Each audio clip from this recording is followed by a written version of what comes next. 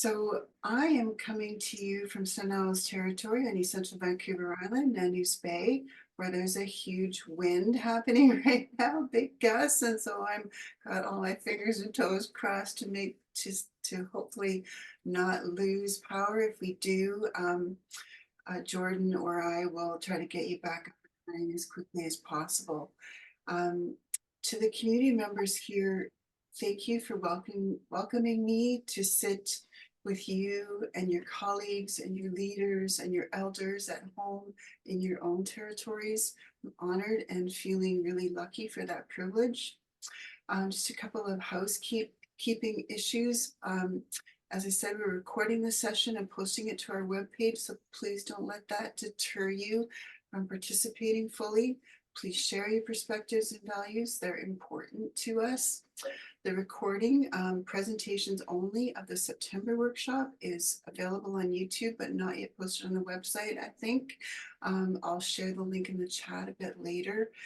I had and possibly still have some difficulties with my Outlook. Please tell me in the chat if you've received too many notices for this meeting, because I definitely do not want to unnecessarily fill your inboxes.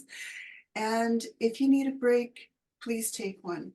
Go to the bathroom, get another coffee or a glass of water. If you can, stand every half an hour. It's okay if you're still in your pajamas.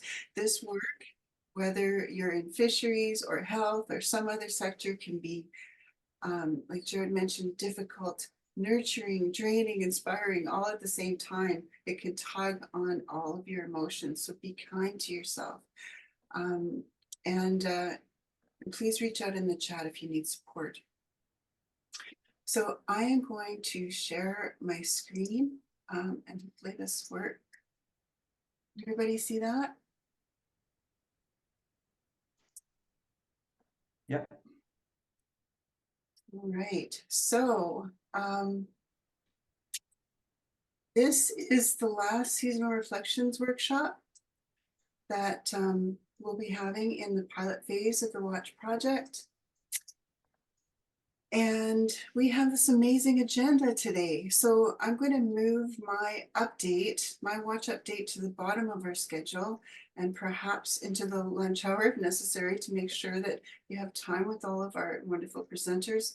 I'll tell you a little bit about the resources that we're preparing. I'll give you a bit of an overview of the section on norovirus. It's a nasty stomach bug that can be a problem for people who eat raw or undercooked shellfish this time of year. Scientists in the know say that norovirus is probably always present in our marine environment due to some generally lousy wastewater management. Some monitoring of environmental conditions and early warning systems are essential. So more on that a little bit later. And I will share as much as I know about Watch in 2024 and 25 fiscal year and beyond. And I'll also put a link in the chat with the feedback survey. And I urge you to let us know if and how you want these to continue. So on our agenda today, we're going to do our seasonal reflection, looking back and looking forward with Jordan. And then we're going to have a presentation by Dr. Shirley Harper, Chair in Climate Change and Health at the University of Alberta. And then we're going to have a bit of a youth panel. So Chris Whitehead is here today to talk about engaging youth in One Health Science. Damon is here to talk about Indigenous seafoods at school. We're going to have a great new video, restoring New Chalna seafood gardens in 2023. And then hopefully we'll have a really good discussion about youth voices and participation in navigating climate change, health, seafood challenges, and anything else that you want to talk about. At any point in time, if you want to place updates or observations in the chat, you're welcome to do that. And we'll hopefully have some space to do that as well. So now, Holly, oh, Sequoia, we just did an open. I'm so sorry. oh, did you do an opening prayer already? Jared did one for us. Thank you. Are you going to come back or are you going to stay with us? I'll just stay on the meeting and then I can close us. Oh, fantastic. And I just ask Creator to bless us all in the work we're going to do and share our words and listen with good respect to create positive plans for the future. And my apologies for being late. Reichka, thank you. So the main event, Seasonal Reflections, is a response to, and I'm going to stop share here, to concerns that climate change is happening now, not starting in 2050 or 2100. So we need to pay attention and be prepared, not just with monitoring programs and systems change efforts, but by simply sharing and learning together. Looking back, looking forward is patterned after a decade-long effort by One Health Group in Alaska, and we are novices, having only had a design workshop and one other seasonal workshop before this. We're not climatologists or meteorologists, so well, whatever we don't know, we will find you the answers that you need. And lucky for you, we have some really knowledgeable folks in the room today. Now I want to introduce Jordan Brubaker, and I'm a little sentimental today, being kind of this last event of the pilot phase. So Jordan is an environmental health scientist, but that label seems pretty inadequate for most, as most labels are. I first met Jordan on the ECHO project, that stands for Environment, Community, and Health Observatory, and it was led by some of the best interdisciplinary researchers I've ever known. Jordan was the go-to guy, and he's published research overlapping so many different fields: ecological restoration in Nicaragua, climate and health vulnerability assessment, extreme rainfall, and gastrointestinal illness, to name just a few. And he was involved in developing a really cool interactive mapping tool called EnviroScreen. He's a data scientist for the BC First Nations Climate Action Data Quilt Project and is helping a tribal council to increase internal GIS capacity. I'm sure that's not even scratching the skill set surface, especially now that he has a home and a puppy in snowy Sayward. Jordan is an invaluable member of the Watch team. Welcome, Jordan. Thank you very much, Holly, for that more than generous introduction. And hello, everyone. And I believe you're looking at my screen. Is that correct, hopefully? Okay, find out where to put this little thing. Alrighty, so I changed the picture on the seasonal reflections to be a bit more seasonal. And here we're looking at, I think this is Cortez Island, actually. I found this photograph from. But Holly did a nice introduction as to what we're going to be talking about today. So we'll start with, let me see here if I can get my slides to even turn. There we go. We'll start by looking at the drought level classification for BC. You can see there's 6 levels. I just kind of color coded them to be a bit more easy to read. So we got 0 being there's lots of water, 1, 2, and 3 meaning there's not quite as much water as we want, but there's still a fair amount of water, and then 4 and 5 meaning adverse impacts to the ecosystems are likely or almost certain. So looking back to last year, 2020, well, I guess 2 years ago now, 2022, you can see in September is when the number 4 kind of first surfaced. So that's kind of when we can say the drought kind of really picked up and it carried through the fall. So that was pretty important for salmon runs. It was a pretty bad time for a lot of salmon. And then that drought actually really carried through the winter. And that's kind of why I'm casting back so far here. That drought, you can see this year in the spring and June, we were already into 1, 2s, and 3s in June, when the year before, we didn't see that until September. So the drought we got this year, and that really continued through to picked up in July and August, was really a continuation of the drought from the year before. So here we're looking at a map of the summer, this summer's temperature anomalies. And so that's the difference between what occurred and what an average summer would look like. And so these are all positive values, and that means that these were all hotter than average values for these weather stations for the months of June, July, and August. And you can basically see that the darker red areas are the Central Coast, and the east side of Vancouver Island and Sailor Sea area. Those were all the warmest areas. And then the north up by Haida Gwaii and the west side of Vancouver Island were relatively cooler, but still above average. Another way of looking at this exact same data, we like to pull up just this chart here, and it just shows month by month what each of these stations were recording in terms of their anomaly. And you can see that big thick red line, that would be a normal, average, typical reading for that month. And so anything above that line would be warmer than average, and below that line was cooler than average. And you can see that everything was above average, basically, except for one lonely little dot down here that was just about average or a bit less than average. So it was a warm summer, and it was even warmer for those in the central and east side of Vancouver Island. When it came to rain, as we just discussed, the drought was evident all summer long. And looking at the anomaly maps, you can see actually those regions that were cooler than average actually turned out to be drier than average, which was sort of counterintuitive. Central Coast and the outside, the west coast of Vancouver Island, seemed to be lacking the most rain this year. So they were approaching, 25 centimeters of rain that did not fall this summer, that would have typically fallen in a summer. And so again, looking at this chart on the left, you can see that red line, most of the values were below that line into the negatives. And so those were all less rain than an average year. And you can see June especially was a really, really dry year for a lot of places. And that was actually the month that some folks say that, forest fire seasons are kind of, you can get a good read on what it might look like by the amount of rain you get in June. And it was a dry June, and that might have helped set the stage for these fires that we're all well aware of. 30 times worse than average, according to this article. But by and large, in the interior, most of them.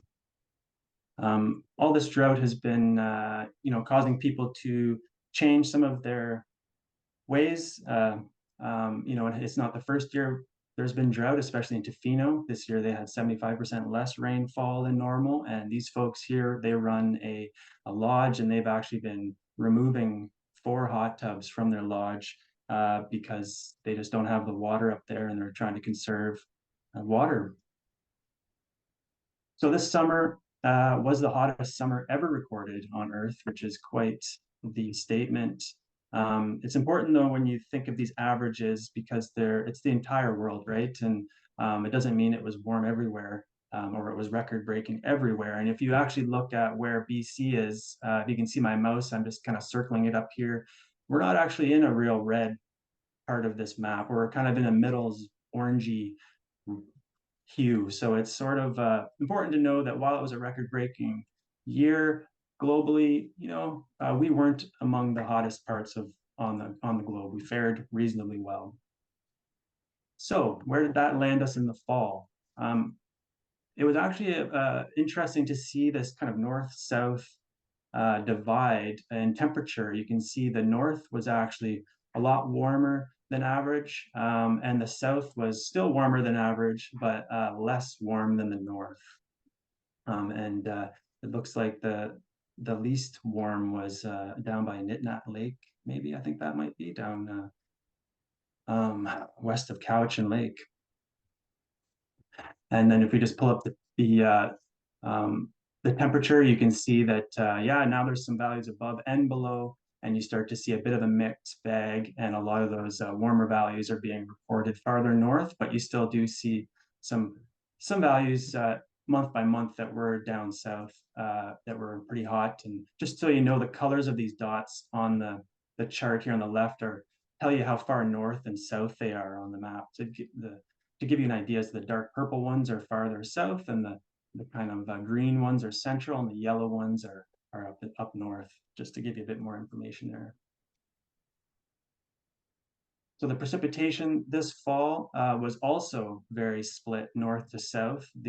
Luckily, at least some people got some rain. If you were on the southern half of the coast anyways, you were likely to have gotten some rain. However, the north, again, was quite dry.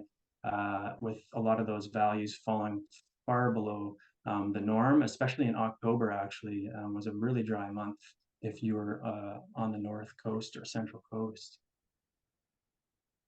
So where did that land us by the time the year was up on the drought chart? Well, you can see by September it was very dry, but by the end of September we got those rains, if you're at least on the coastal basins, which is what we're looking at here.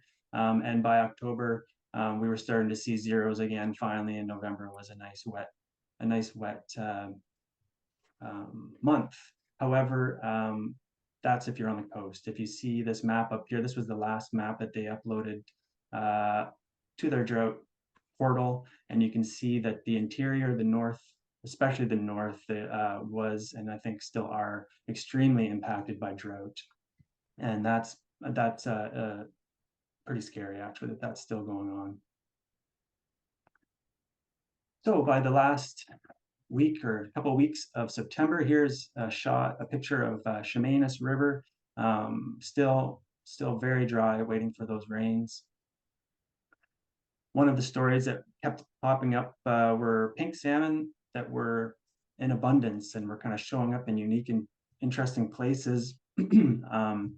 But there did seem to be that common thread that the pink salmon had a good year. Unfortunately, it seemed to be coinciding with a bad year for chum in a lot of cases, and that was something that this researcher picked up, and wondering if those are related or not related.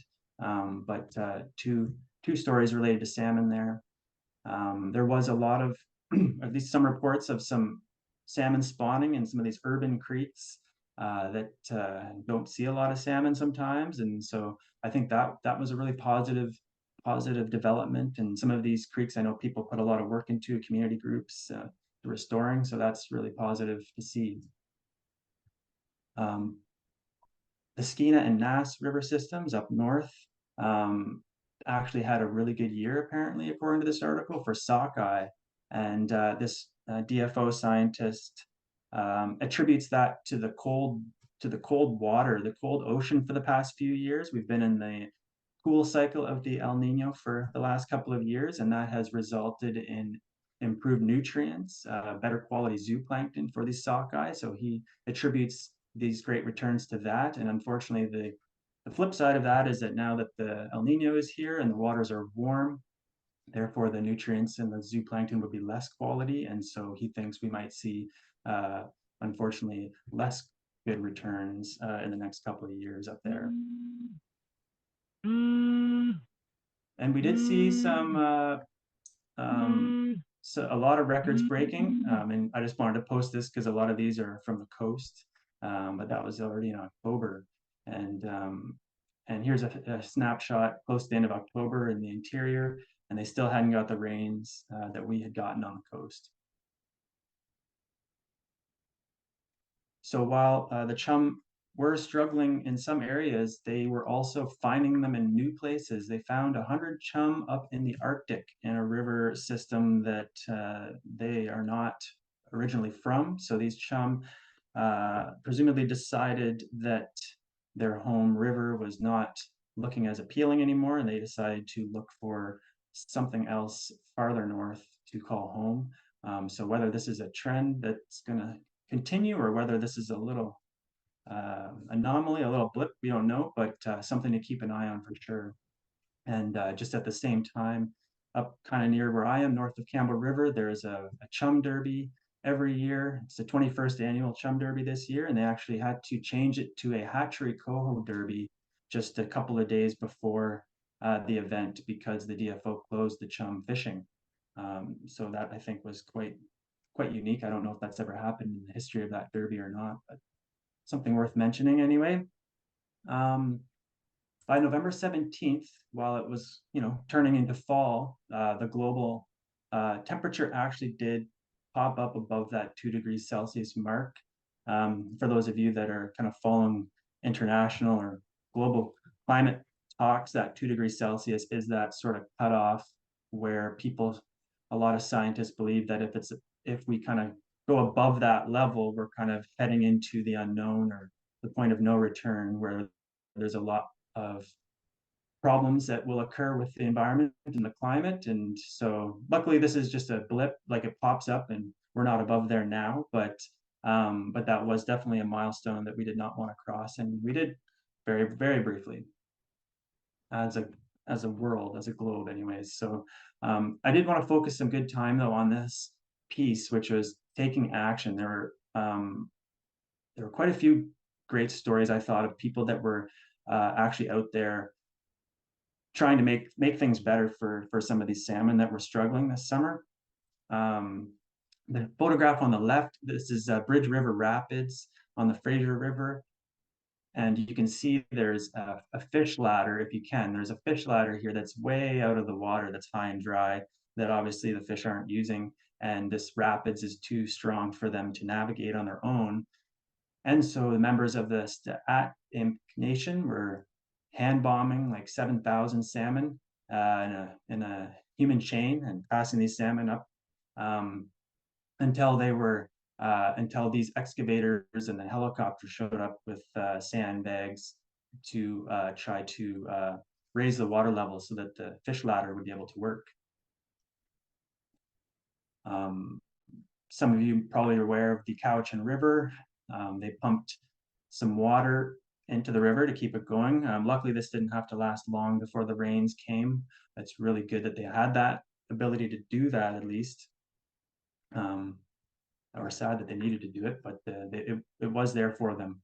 So this is the Indian River, which I believe flows into the Indian Arm out by Vancouver. And these are pink salmon you can see on the left. And then on the right, these are also the pink salmon down in the bottom left corner. And this big dry river system, and there's an excavator coming up the other way here, coming to meet them. So they've been trying to set these salmon free so they can move their way up the river and continue on with their spawning. And I'm not sure who did this. There wasn't any mention in the article of who was actually behind this action.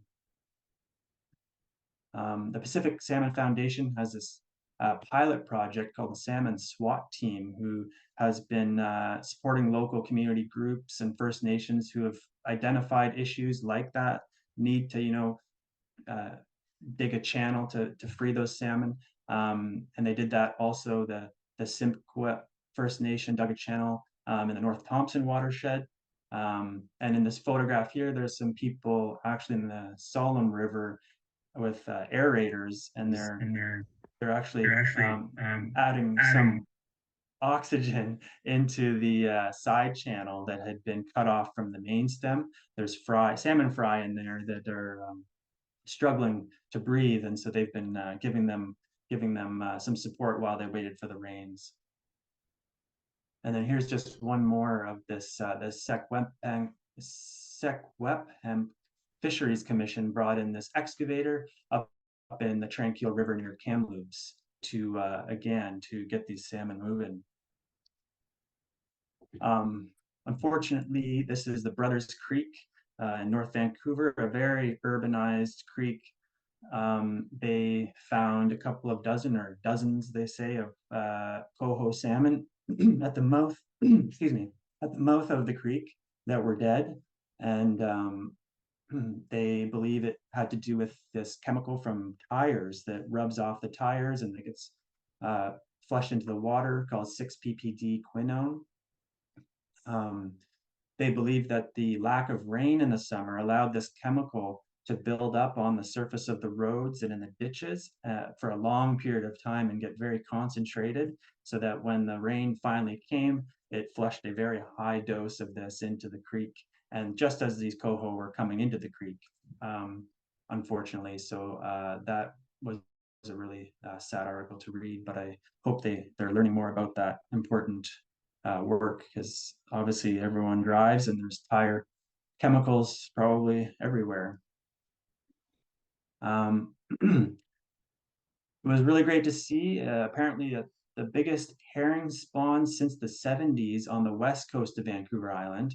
My understanding is the only place to do a commercial fishery, or where there is a commercial fishery currently, is in the Georgia Strait on the east side.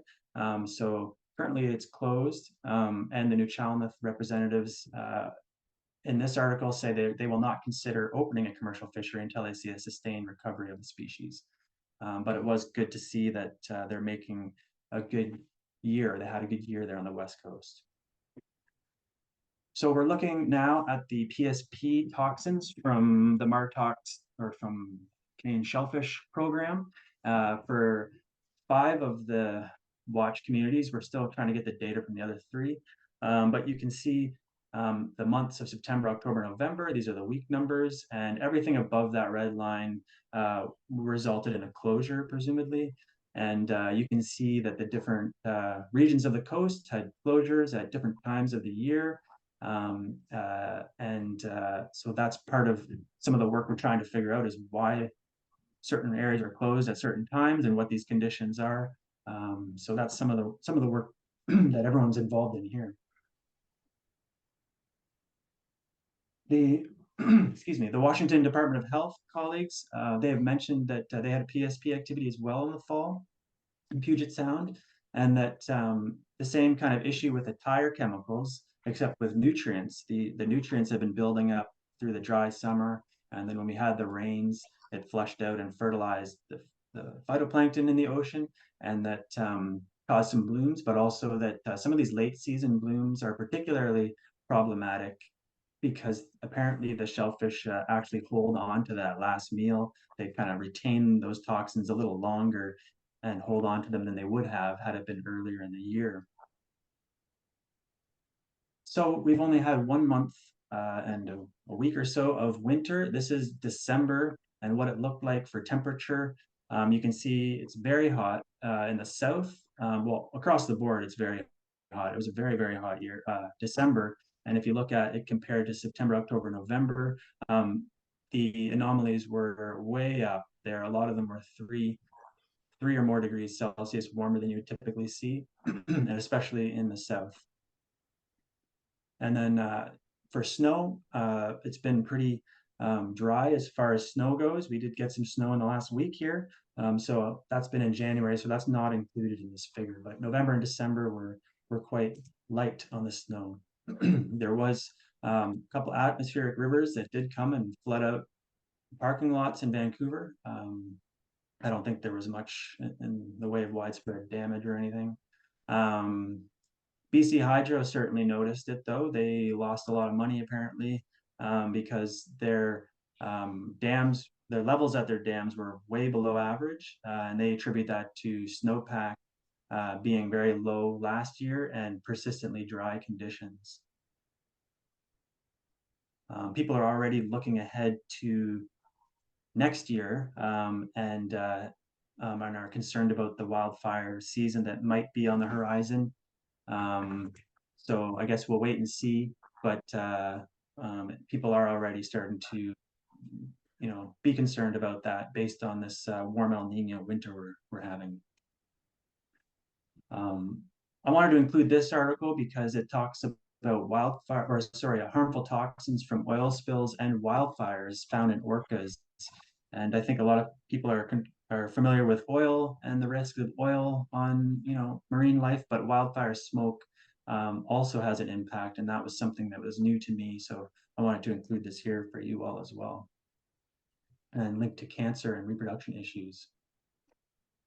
So while we often talk about the El Nino, there's another cycle called the Pacific Decadal Oscillation, which is a much longer oscillation between warm and cold, and it's rather than in the equatorial Pacific, it's actually in the North Pacific. So that blob we had back in 2016, that's this big red kind of area here. That was when it was above average, above the 0 line. That was the last time we really had a good positive reading of this PDO, and we've been in the blue trend, the cool cycle, for a while, and so it's kind of, people are starting to think we might be due for a reverse into a warmer cycle again. So we'll see how that goes. Currently, it's kind of offsetting the impact of the warm El Nino by having a cool PDO, so they're kind of balancing a bit. So that is, I guess, positive in the short term. Some research has shown that there are more HAB events with positive in the PDO here and the El Nino. And actually, the UBC students that work with the Watch Project and some of our data have actually shown that two of the watch communities territories, the Tishat and Gitgat closures in their territories were actually correlated with the PDO. So it's definitely something to be keep in mind, especially if you're on the exposed side of the coast. They didn't find that for the more protected coastal communities on the east side of Vancouver Island for whatever reason.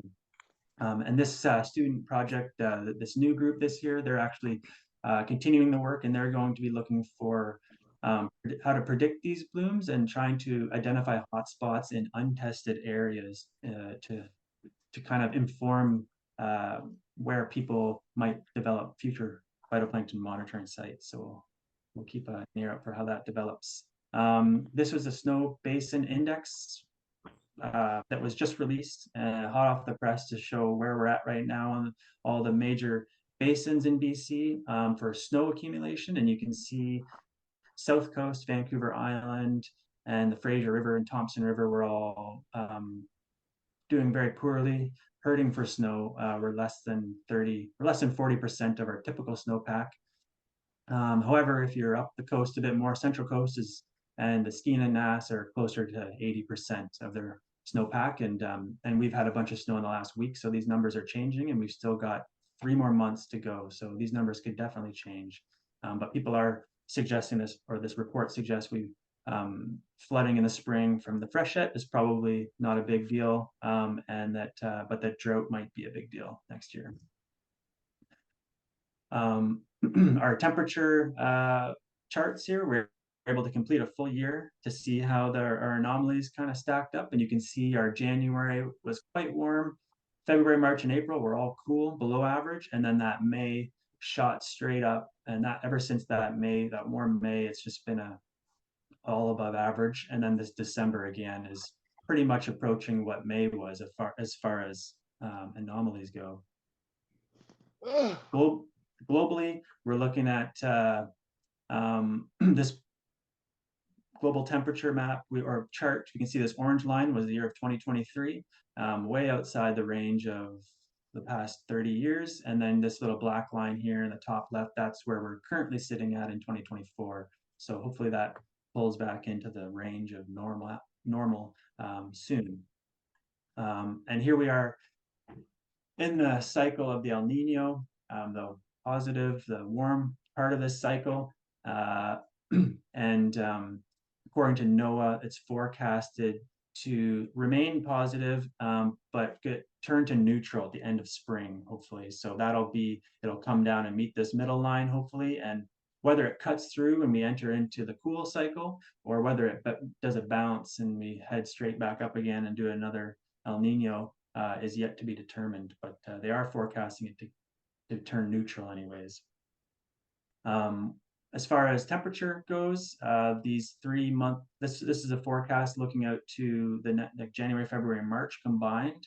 And on the left, you can see the temperature, and it's forecasting a high probabilities, 80 to 90%, that it's going to be a degree warmer, somewhere between 0.5 and 2 degrees warmer up and down the coast. Higher probability if you're on the west coast of Vancouver Island, but still looking, as this map kind of looked the same last time we did this in the fall. And then precipitation, there's really no information here that they can provide, so I don't think the models are very accurate or able to predict the weather or the precipitation this far out. So we're not really sure what to expect there. And then the sea surface temperature forecast for the next couple of months are also warm still. We're still in the El Nino. However, you can see that the big red blob doesn't actually come right up to the coast around BC, so it's possible that the warm water will hang offshore, and hopefully it does hang a little bit farther offshore anyways. So those are just my whirlwind presentation here, and these are some of the data sets that we would have seen. So feel free to reach out if you want to access any of those. And I'll leave it at that and pass it back over to Holly. Thanks, everyone. Thank you, Jordan. So I am going to ask if anybody has comments or questions, can you please put them in the chat or let me know that you have questions, and we'll bring Jordan back a little later this morning and get him to respond to some of those. I am eager to introduce you to Dr. Shirley Harper. She is a Canada Research Chair in Climate Change and Health. Cool, that's Kule, and she's probably also known as the COOL Scholar and Professor in the School of Public Health, the University of Alberta. Her research investigates associations between weather, environment, and health equity in the context of climate change, and she collaborates with partners across sectors to prioritize climate-related health actions, planning, interventions, and research. She was a lead author on 2 intergovernmental panel on climate change, that's IPCC reports, served on the Gender Task Group for the IPCC, is lead author on Health Canada's 2022 Climate Change and Health Assessment, and co-chaired the Government of Canada's Health and Wellbeing Advisory Table for the National Adaptation Strategy. She's currently a vice chair for the IPCC. When do you sleep, Dr. Harper? Would you be willing to present to us this morning? Thank you so much. That was a really nice introduction, and I have to say I'm so excited to be here today. I really love the work that you all do. So really it's an honor to be here. I'm calling in from Edmonton today in my home. That's on Treaty 6 territory, and my house is located on Papastu land. So I'm constantly thinking about my responsibility to the people and to this place. And I feel really lucky to be able to join you from here today. I'm going to share my screen. Hopefully this works. Okay. So I'm going to be talking about climate change and health, and linking some of the community level, community-based, community-led research into international decision-making processes. And I'm going to be talking a lot about the IPCC. So I'm really presenting from my new role as one of the vice chairs for the IPCC. So the IPCC, the Intergovernmental Panel on Climate Change, it's an organization under the World Meteorological Organization and the United Nations Environmental Program. And the mandate is to do scientific assessments that inform policy. So what I wanted to do is just walk through some of the high-level results from one of the most recent reports released from the IPCC. So I was one of the lead authors on this report. And I wanted to sort of tell you the story of that report. So this is from Working Group 2 on impacts and adaptation. So as you know, we just learned from Jonathan's really great presentation, obviously the world is warming, and this is causing huge disruption to nature and also to people. We know that it's already impacted billions of people around the world, even though we've been trying to adapt. And we've seen that in Canada already as well. We also know that it's already impacted the health of millions of people around the world. And sometimes people think that these health impacts are things that are happening in other places and they're not happening in Canada. But just last year, Health Canada released their climate change and health assessment, and they clearly show that the health of Canadians or people who live in Canada are already being impacted by climate change. So this, as was mentioned earlier, this isn't something that's happening, in 2050. This is something that's already happening now in Canada. And this isn't something that's, happening in some faraway country. It's happening, it's with us here and now, and we've already started to document some of those things. And it impacts our health. So it's impacted the health of millions of people around the world.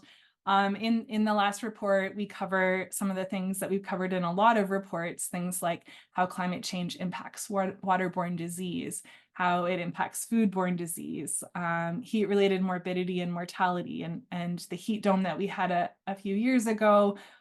British Columbia did a really nice job in terms of impacting the impact that had on people's lives. We also assessed air pollution and health.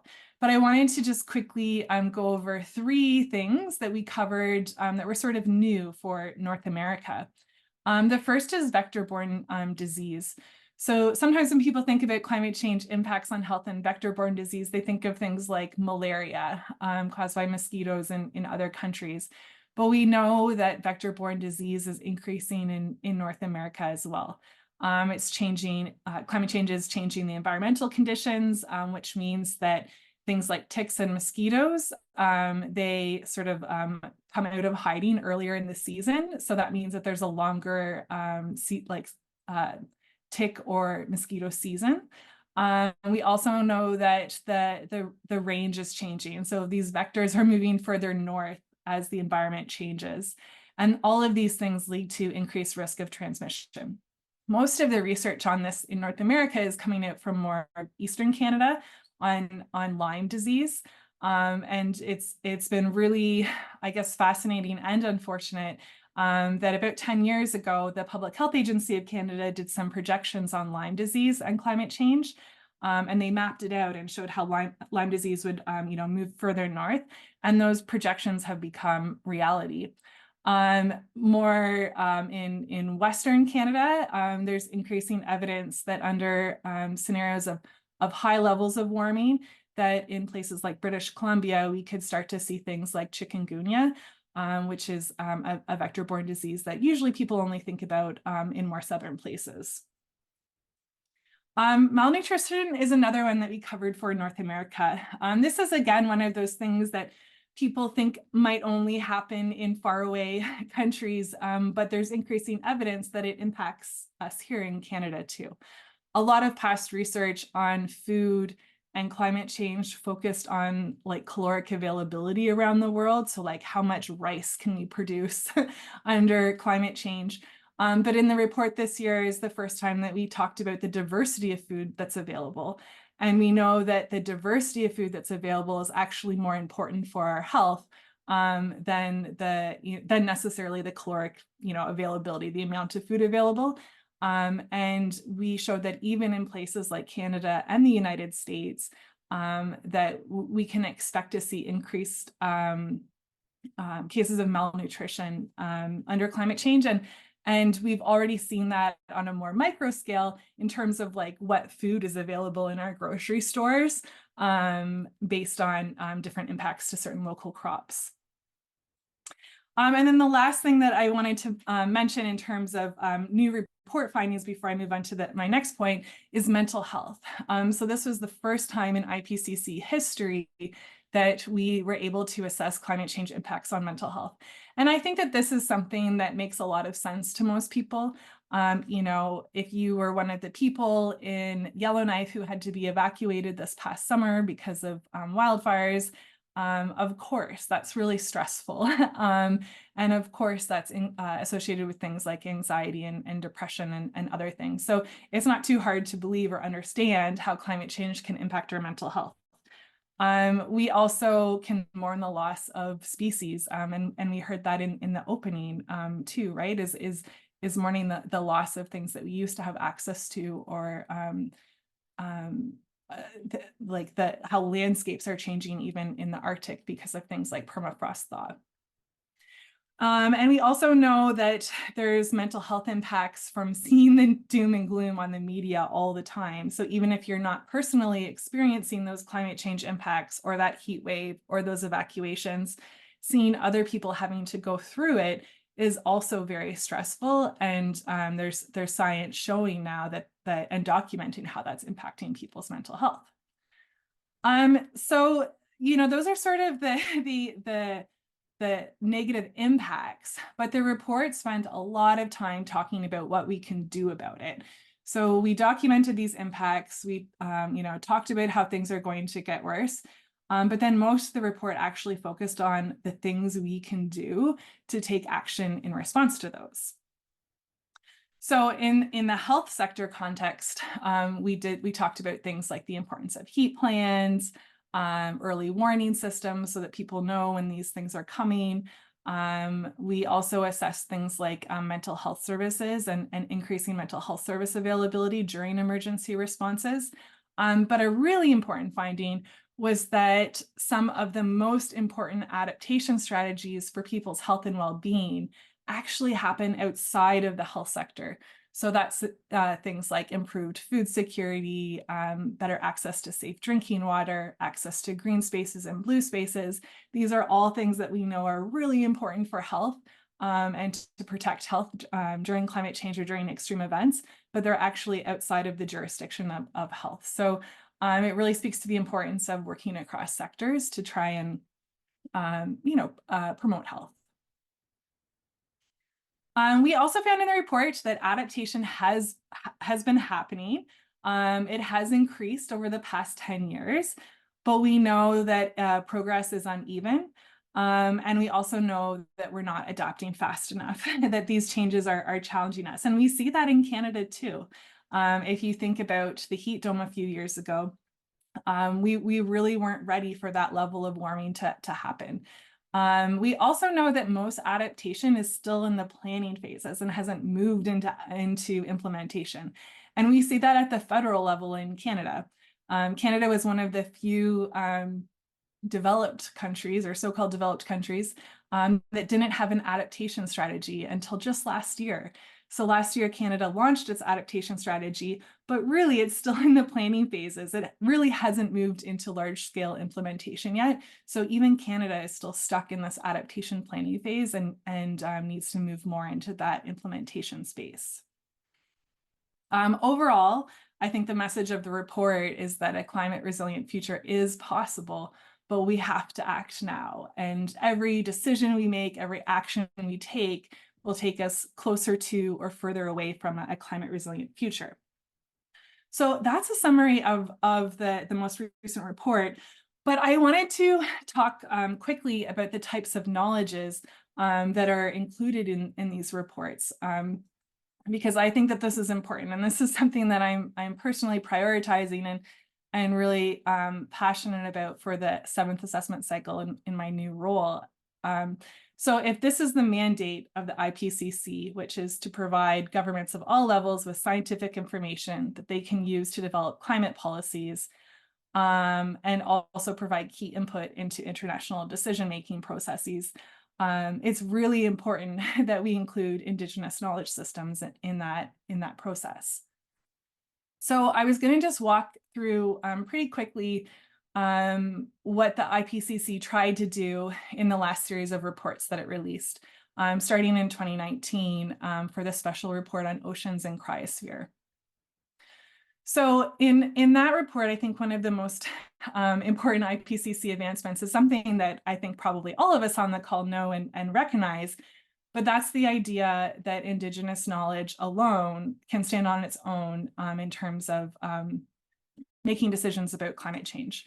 So here's the figure that we had put together.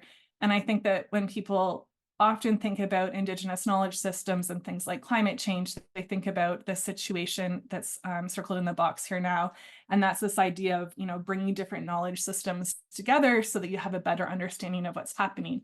And obviously that's really important to do and can be really beneficial. But I think the most important point that we were trying to make is this box over here. And that's that Indigenous knowledge systems can stand on its own.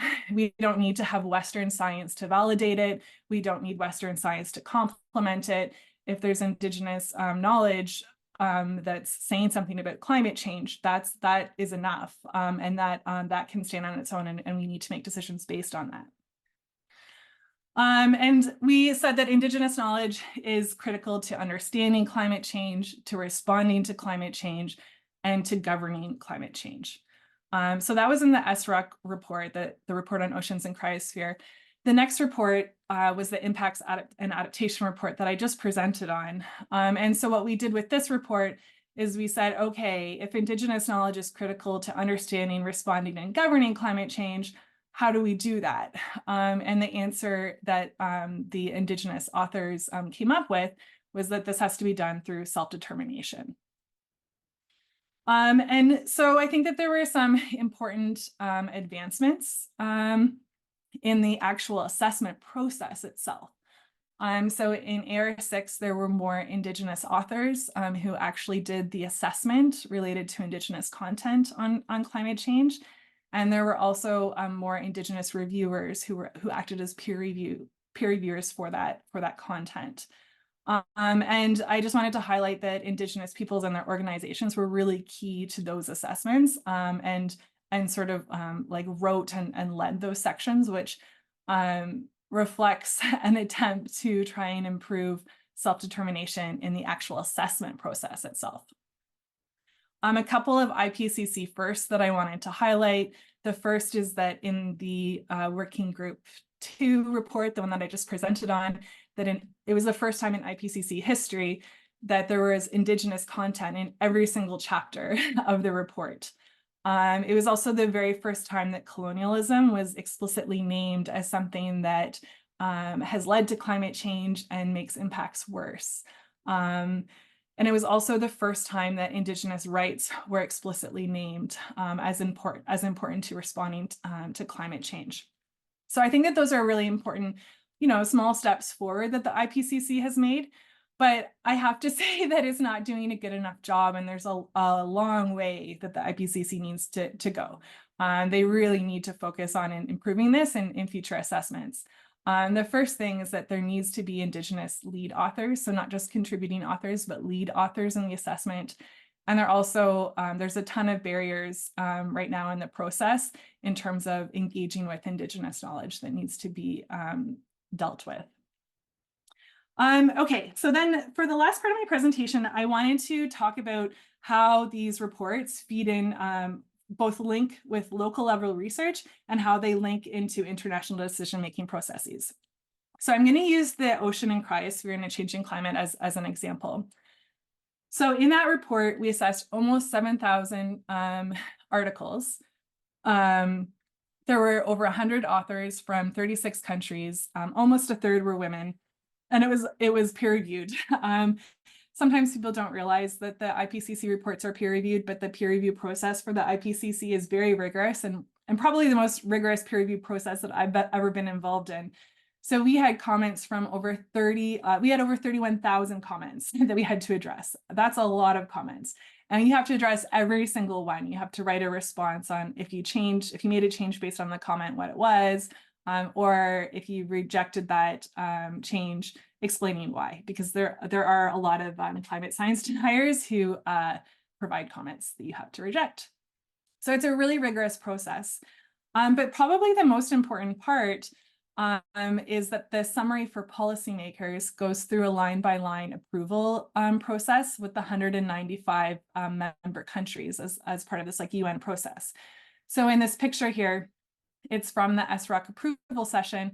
The sentence that's highlighted in green has been approved by all of the member states. The sentence in yellow is up for discussion. And then the sentence that's not highlighted hasn't been discussed yet. And then on the other side, you can see all the changes that are being made to the text in those track changes. And so governments ask questions of the scientists. They ask us to clarify the wording. They ask for the policy relevance of that sentence. And it's basically like this very long process, hours on end, where you're answering questions from governments. But the really interesting thing is that these are sort of high stakes environments. So countries send delegations. Some countries send delegations of like 40 or 50 people with scientists and with lawyers on their delegation to negotiate the wording. And I'll get into why they do that later, but it's a pretty rigorous process. So I wanted to provide one example from the Arctic on food security. So this is a sentence that was in the summary for policymakers. So this means that 195 member state countries agreed on the science. And it's something that we all know, and that's that food security is being impacted by climate change, and that impacts people in the Arctic regions, for example, especially for Indigenous peoples who live there. And so what's that based on? Here's some examples, studies that those statements were based on. These quotes on this screen are from elders from the Nunatsiavut region, talking about how the ice is no longer stable, it's not predictable, people don't trust it.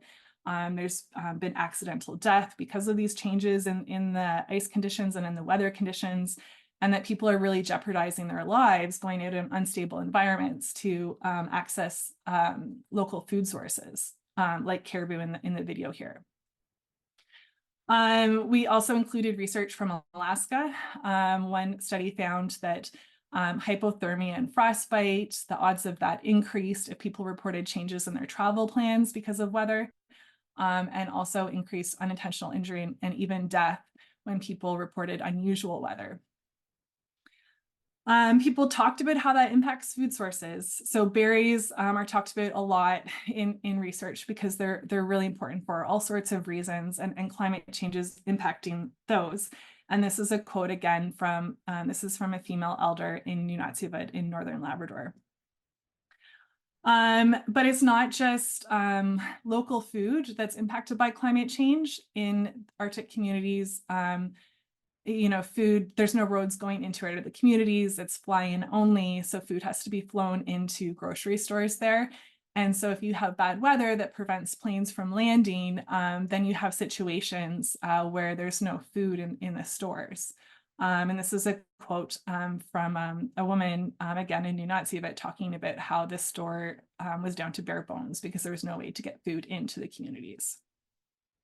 So that's one example for food security, but there's also examples on food safety, and a lot of the research on food safety actually comes from British Columbia in terms of the Canadian context there.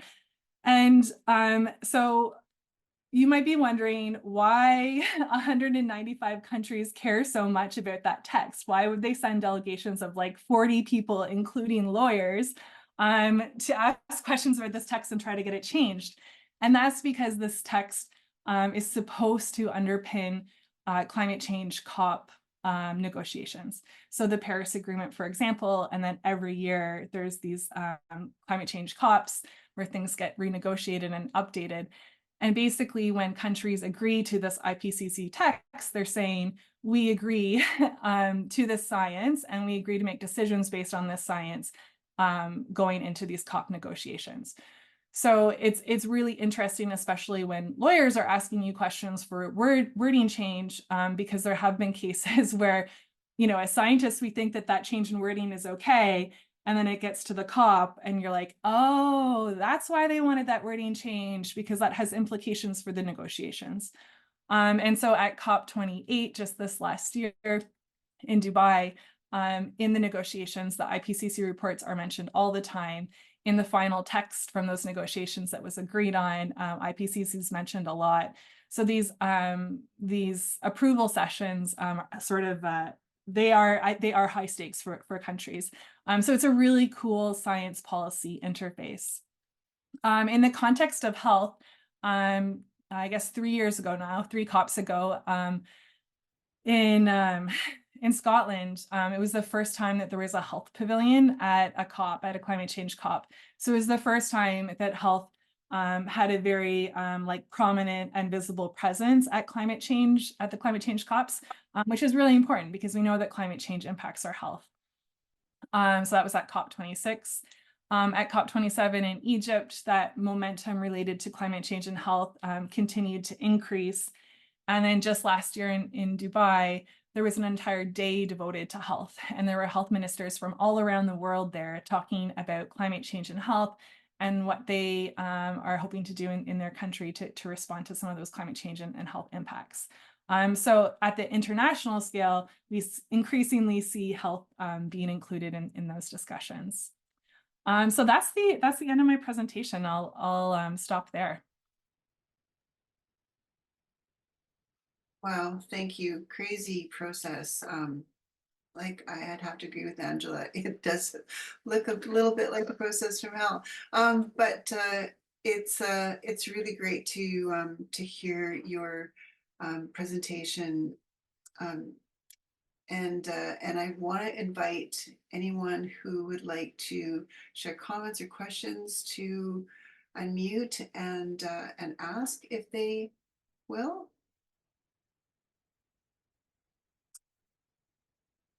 Hi, Dr. Harper. That was such a wonderful presentation. Thank you. I don't know very much about the IPCC process yet, kind of new for me. And I'm curious, can you speak to how the governments of the United States and Canada in particular respond to these types of reports if changes are made, or if at times you feel like, wow, they just didn't, they didn't listen to a word we said. So that's one question. And then if there's time for a second, I'm also curious about where sustainable design fits in. You talked a lot about adaptations, and I'm thinking like sustainable design in urban spaces for housing, new systems. Again, something I feel the governments maybe aren't moving quickly enough on or funding well enough. But if there's anything you want to say about either of those, I would love to hear it. Yeah, those are really interesting questions. I think that I would say during the negotiation process, both Canada and the US are helpful. There's a lot of countries who have a lot of delay tactics and like I would say theatrics even to try and delay and postpone the process or to hope that we can't come to consensus on these things in terms of approval. But both Canada and the US have always come in strong, saying this is a scientific process, like keep politics out of this. We're talking about the science. If you want changes made, it has to be related to science and not politics. And that was true even when Trump was president. So that I think that that's encouraging. I think that the hard part is to see that actually trickle into action, like you said, afterwards. So they make these agreements.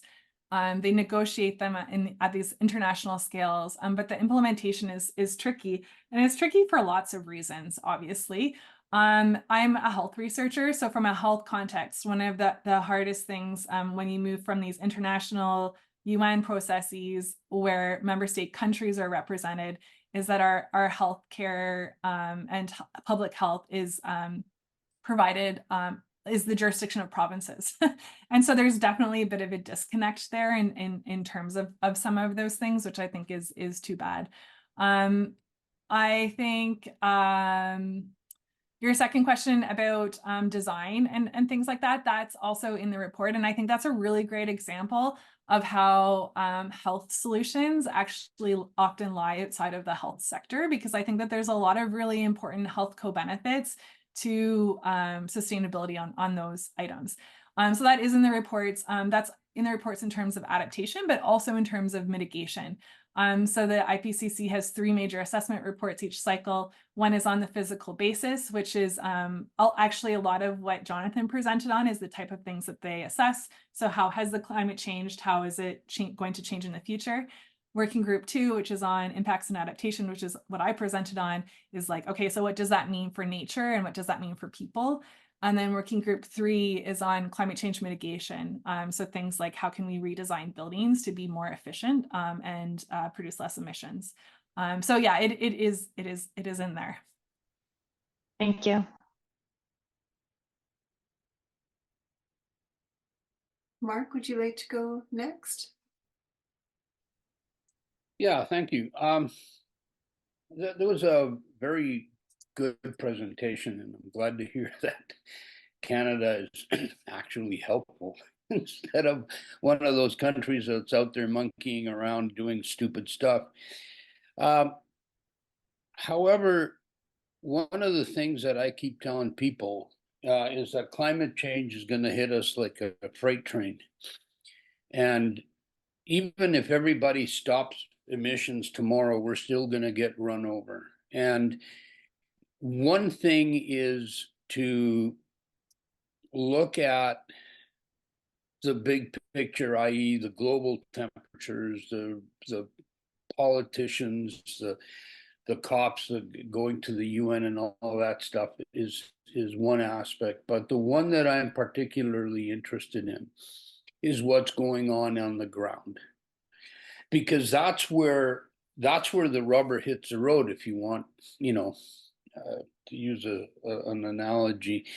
And it's the First Nations experience, and I'm glad to hear that there was a lot of traditional knowledge. It's a First Nations experience that is showing up and has been showing up for a long time in terms of determining and looking at how this climate change is affecting, because now we're drilling into the microcosm sort of thing. Seaweed not being produced properly, fish not coming back and spawning. The timing of of berries or the movement of Ulukan up the Skeena is all changing in dramatic ways. Diseases in fish, deformities in fry, and we have biological reasons for why these things occur, and we can look at them and tie them. And so I kind of want to see an out of the box thinking package.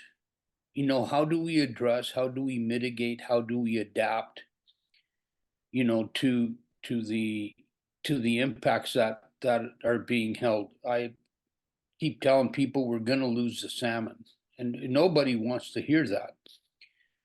But you know, every year we still see these populations coming in, and there are fewer and fewer fish. You know, there may be some good news, you know, stories in some creeks and streams, but for the most part, if you look at it from a global perspective, it's not good.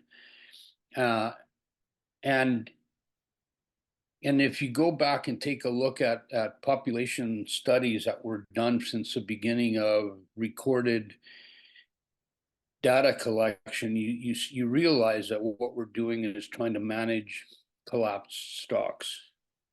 And so how do we start looking at dealing with adapting and managing at a local level? I'll leave it there.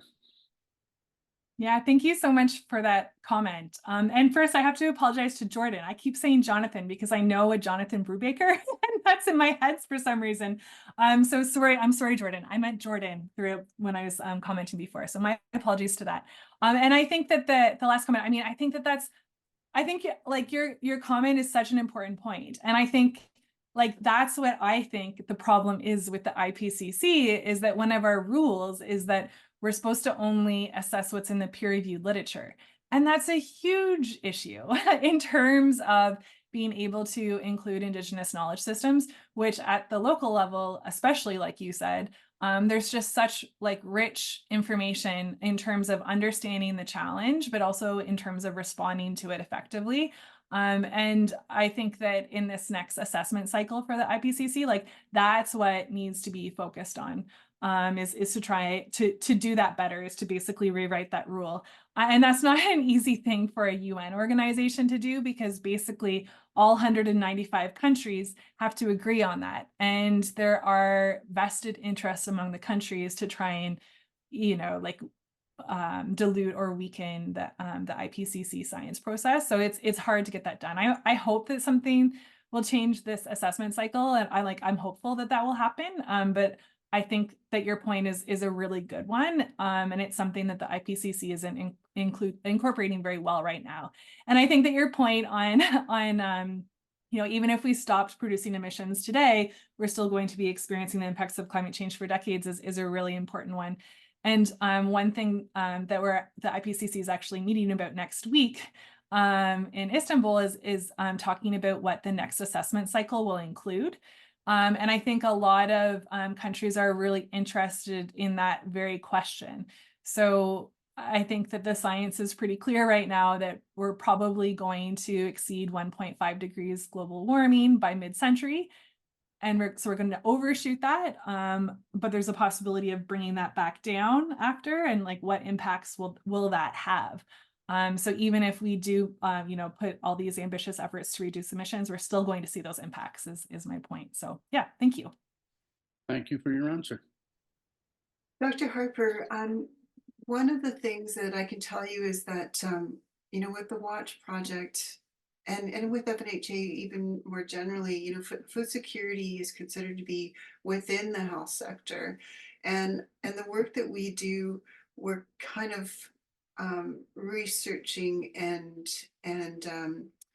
implementing with and monitoring all at the same time, trying to affect change in our systems, all of these kinds of things. So it's kind of been a really neat process in that way that, you know, we're trying to do everything all at once and not, you know, waiting for science to come in and then act upon it or create a strategic plan and then act on it. We're doing what we can now while we're putting together and co-designing plans and things like that. So one of the things that you mentioned earlier, and Jared asked about it as well, the food safety concerns in BC and the data that's coming out of British Columbia with respect to food safety. Can you give us at least a brief overview of what that looks like?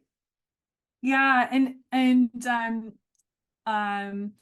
for the IPCC assessments, a lot of the information on food safety risks and climate change, a lot of that science actually comes out of British Columbia.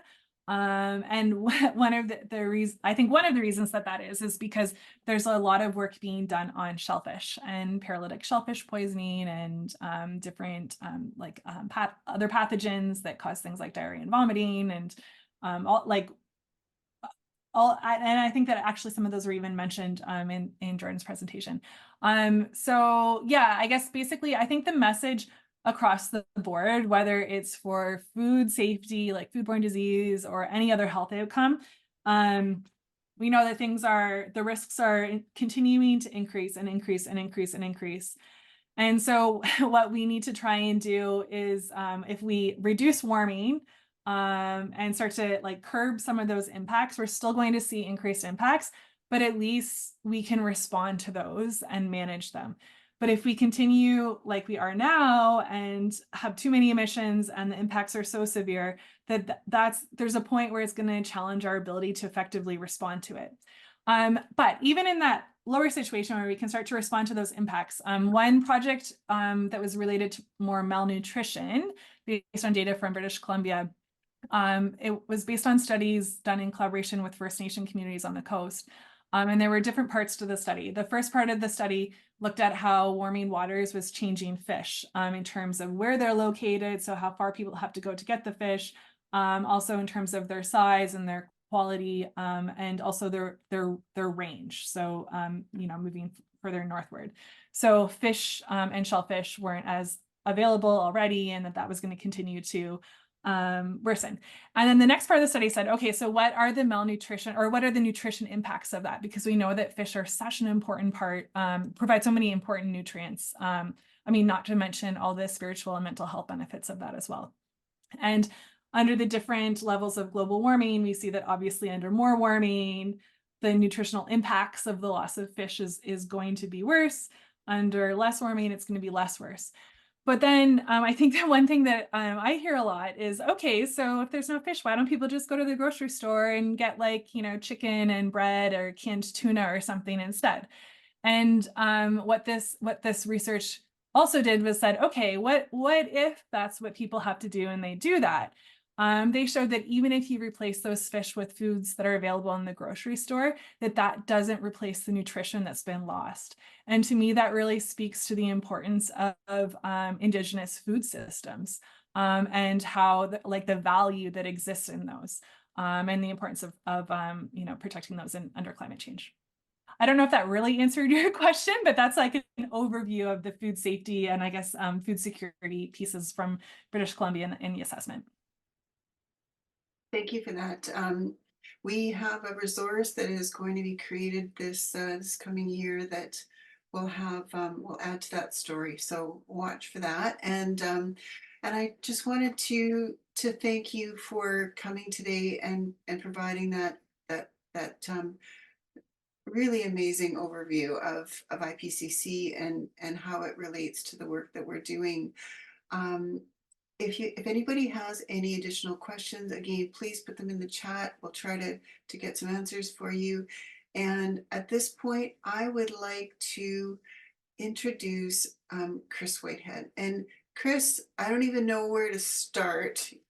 You have freely shared your knowledge and experience and resources and your data platform and your hard work one path to success, setting up HAB monitoring programs and biotoxin labs and tribal land. You brought us wonderfully, immensely talented folks from NOAA and Washington Department of Health and CEDAR and Jamestown, S'Klallam, and the other tribes that you work with. I see Neil, who was here earlier. I hope he's still here.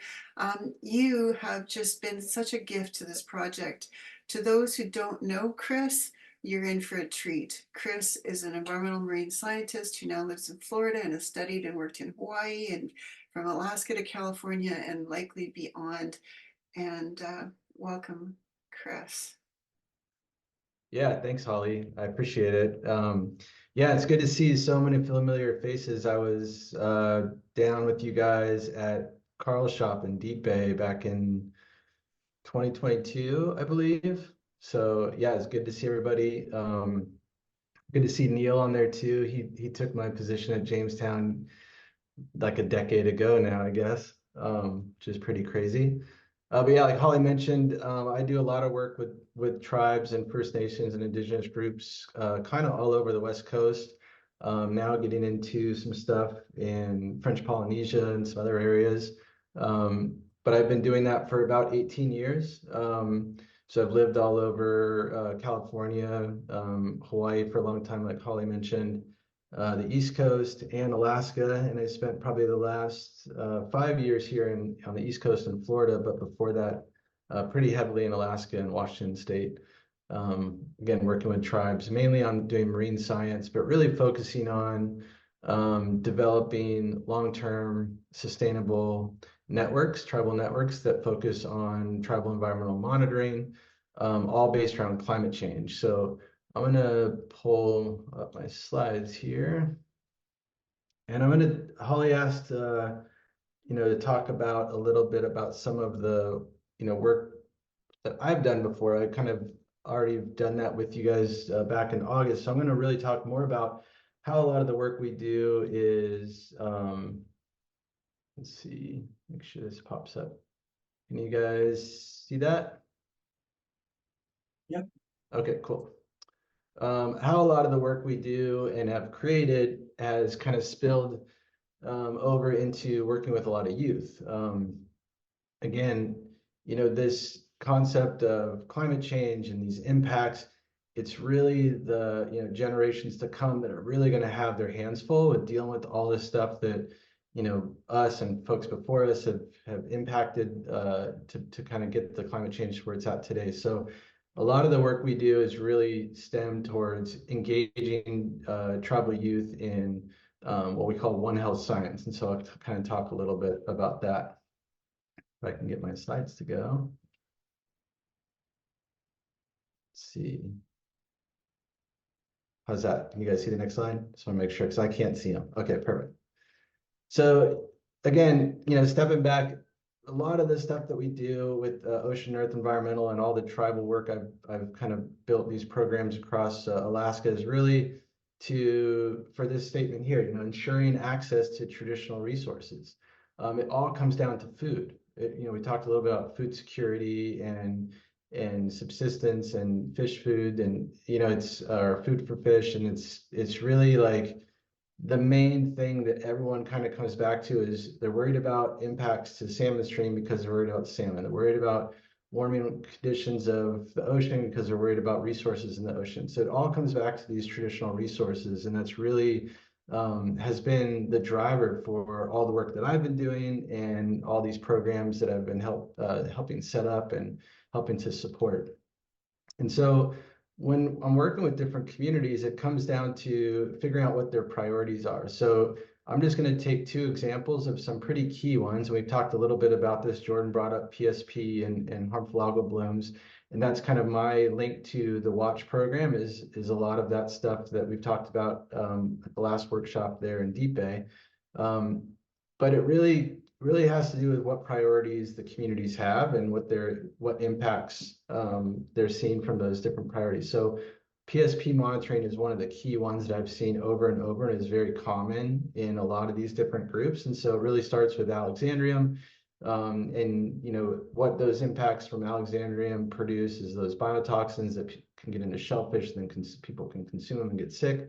So we all kind of know that story. And so the tribes that I've worked with in Washington and in Alaska have set up their own way to monitor for this. So it's collecting weekly phytoplankton samples, looking at those samples in the microscope to identify what species of phytoplankton are there, if they are, a species of concern. And then have gone even further to setting up their own laboratories to collect shellfish, send those off to the laboratories in these different regions. The laboratories then will kick out data pretty quickly, and then that data will be shared with the community, and they will know their risk when it comes to harvesting. And so that's really the key, is they're acting as stewards to get results to make management decisions on when they shouldn't be harvesting shellfish. Another example is ocean acidification. Same thing, you know, these are impacts from you know, the city levels going higher in the ocean due to more carbon dioxide in the air and more in the water. And so we see that impacts to different species in the water column, and that would impact then food sources. And so the tribes really moved forward quickly on doing their own assessments, taking samples, and again, sending those to laboratories run by the tribes without the regions to develop these management plans. This is more of a long-term plan, but it's really acting as stewards and acting as managers to kind of safeguard that access to those resources. And so that really were the two kind of big catalysts to kind of push a lot of this work forward, were those two priorities. And at that same time, we started working with the University of Alaska Fairbanks and a lot of other groups around this concept of One Health. And it's really, you know, a combination of healthy environment is healthy animals, or healthy resources, which is healthy people. And it kind of goes in all different directions. And so the sense of being like, you know, if the community is healthy and the resources, animals are healthy, then the environment's healthy. And so when we started to talk about that, a lot of that was how we engage a lot of the youth into this concept, because it's such a good way to interact with different youth programs to get them excited about doing science, really. And so how do you get them to talk about science? You really bring food to the table, right? Again, it comes back to this, like sharing subsistence resources, or sharing, you know, in this case, clams or salmon, and talking about how the health of those resources are really key on keeping the health of the community and keeping the health of the environment. So we've set up programs in everything from kindergarten programs all the way through 12th grade, through undergraduate, through postdocs. But I kind of just want to highlight just a handful of things, so just to keep it a little bit clear on you know, what are the things that we've kind of done in the past year in these different regions. And so really it's been focusing on you know, in the classroom itself, is bringing in context and content for the teachers, so doing science lectures, getting the students together to talk about shared harvest practices and share stories of like, oh yeah, my grandfather used to take me to this site. I do know people that have had, you know, PSP, and, you know, just sharing those stories within the classroom. A lot of these kids in rural communities have the same type of stories. And so that was really interesting to kind of gain an insight of what level that, you know, students know about this specifically for PSP and shellfish harvesting.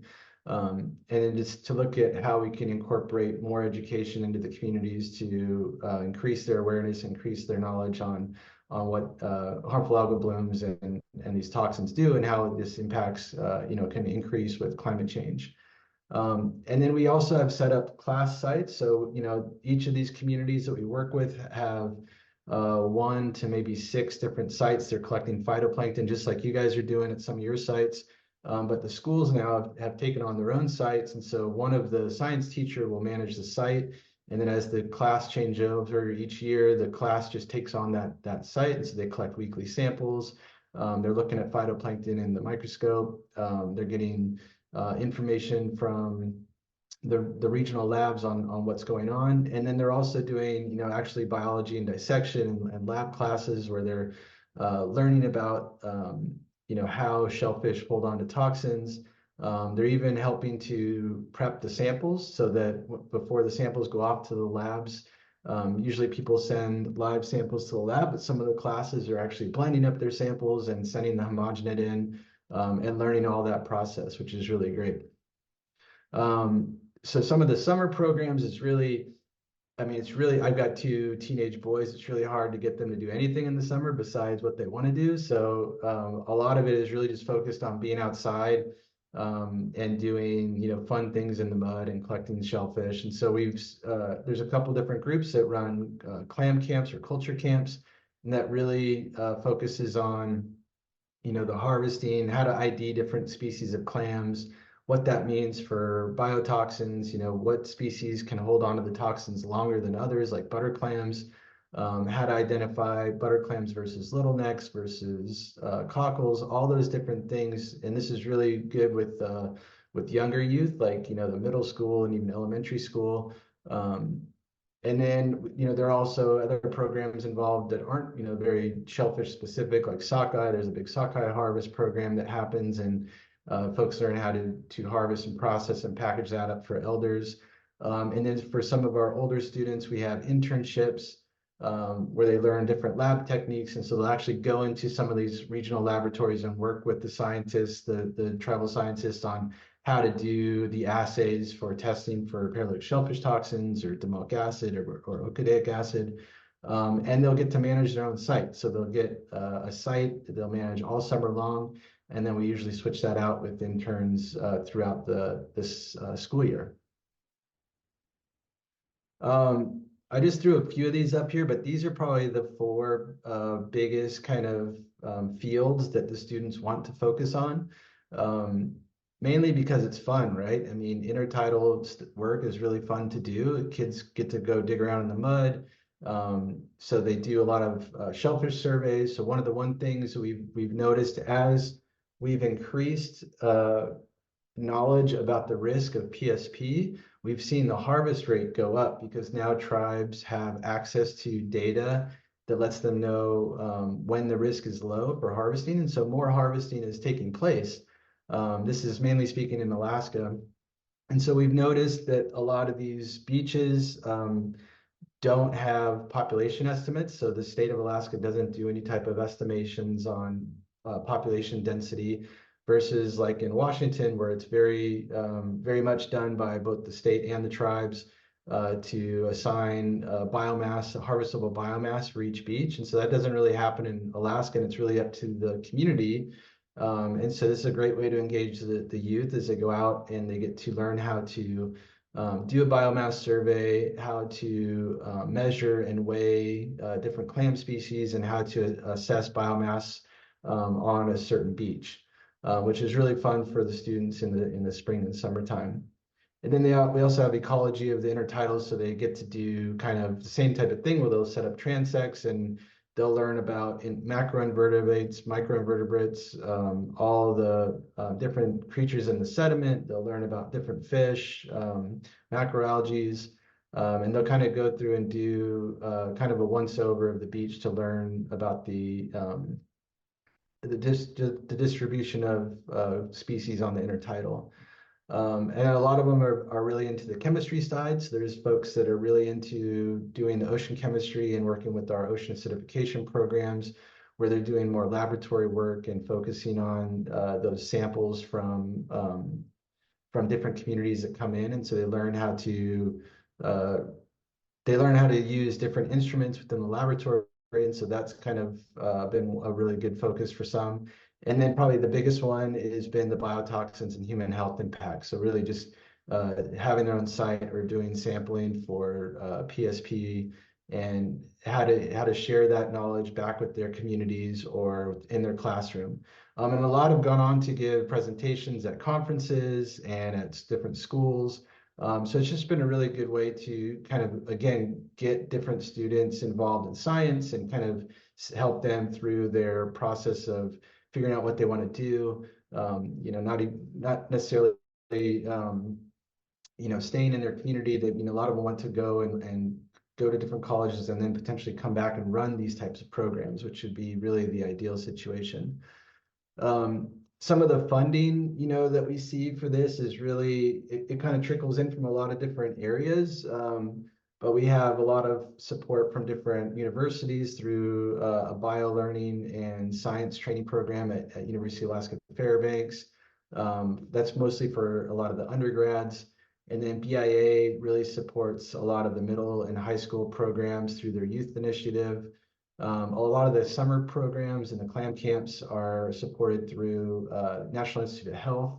And then again, the internships and even some of the lab technicians, we've seen some of the students get hired on at the laboratory level for part-time positions directly from the tribes themselves. So really another just a great way to get students involved at multiple different levels, different age groups, all kind of centered around this One Health concept and really kind of zooming in on shellfish or ocean acidification work. Those two things have really proved powerful in just kind of engaging students. Some of this kind of, I guess, facts or some statistics of what we've pulled together. We've worked with 8 middle school programs. We've done a ton of semester hours of university undergraduates, UAF, a bunch with high school interns. We've had a lot of out-of-state folks, so students from other colleges in the lower 48 will learn about these programs and reach out. And so there's a lot of times we get grad student or undergrad students moving up to these rural communities for the summer and working in the labs or working with the community as part of a project.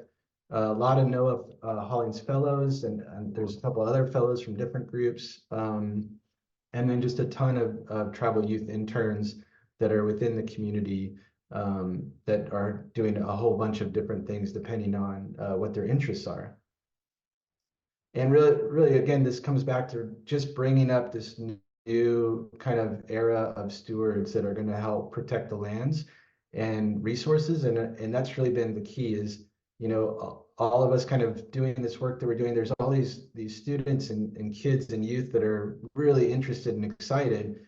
And so tapping into that excitement and getting them in places and opportunities that they can experience science and experience how science impacts subsistence and how subsistence harvest impacts the environment and how the environment's all related to that. And so just understanding that circle has really been great to watch grow as we've seen this kind of start about 12 years ago now is when we first started doing this, and it's really been growing quickly. So my last slide here, I just want to talk a little bit about why this is all so important.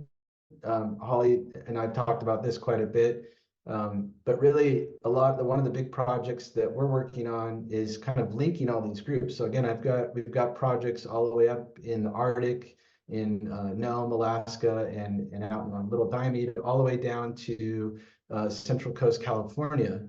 And so the goal is to kind of bring this Beaufort to Baja project together, and where we're, getting tribal environmental groups together to just talk about what everyone's seeing, what everyone's working on, and to share stories and learn from one another.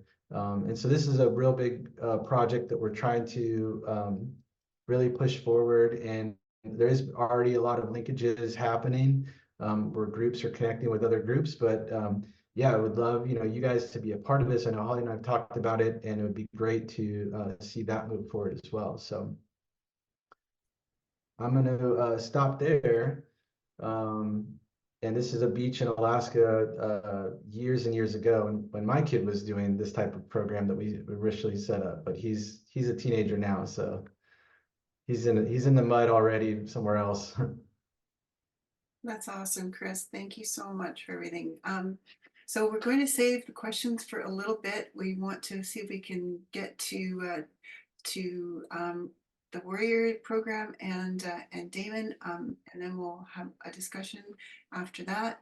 And if you haven't heard about the Chalmette Warrior program or Youth Warriors, you're in for a huge treat. I received the link for a UBC Circle video that turned out to be 1.5 hours long, and we were hooked right to the very end. The video you're going to see today is only a wee sample of what they created, and it's still super inspiring. So we have Dr. Ricardo Manmohan and Monique Como here today with us. And well, it's actually Leonard Nookamus. Yeah, Monique logged off, but Leonard's here to present with me. Oh, that's awesome. Thank you. Thank you. So do you have your video ready, Ricardo, or do you want me to bring something up? If you could just play it from yours. Yeah, we're in Cayuquet right now, so it's and we're only on Starlink because the community's Wi-Fi is down. Okay, let's see if I can do this. Does everybody see that?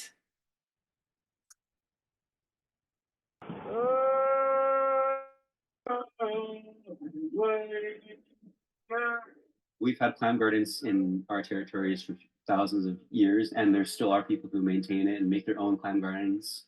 But for the most part, we haven't had people maintaining our clam gardens like we used The to. video closed down. Okay, Yeah, I'm I gonna wish I could. I'm gonna keep it inside my screen here so that that will hopefully work.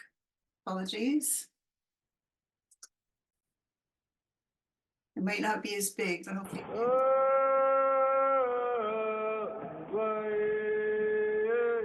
We've had clam gardens in our territories for thousands of years, and there still are people who maintain it and make their own clam gardens.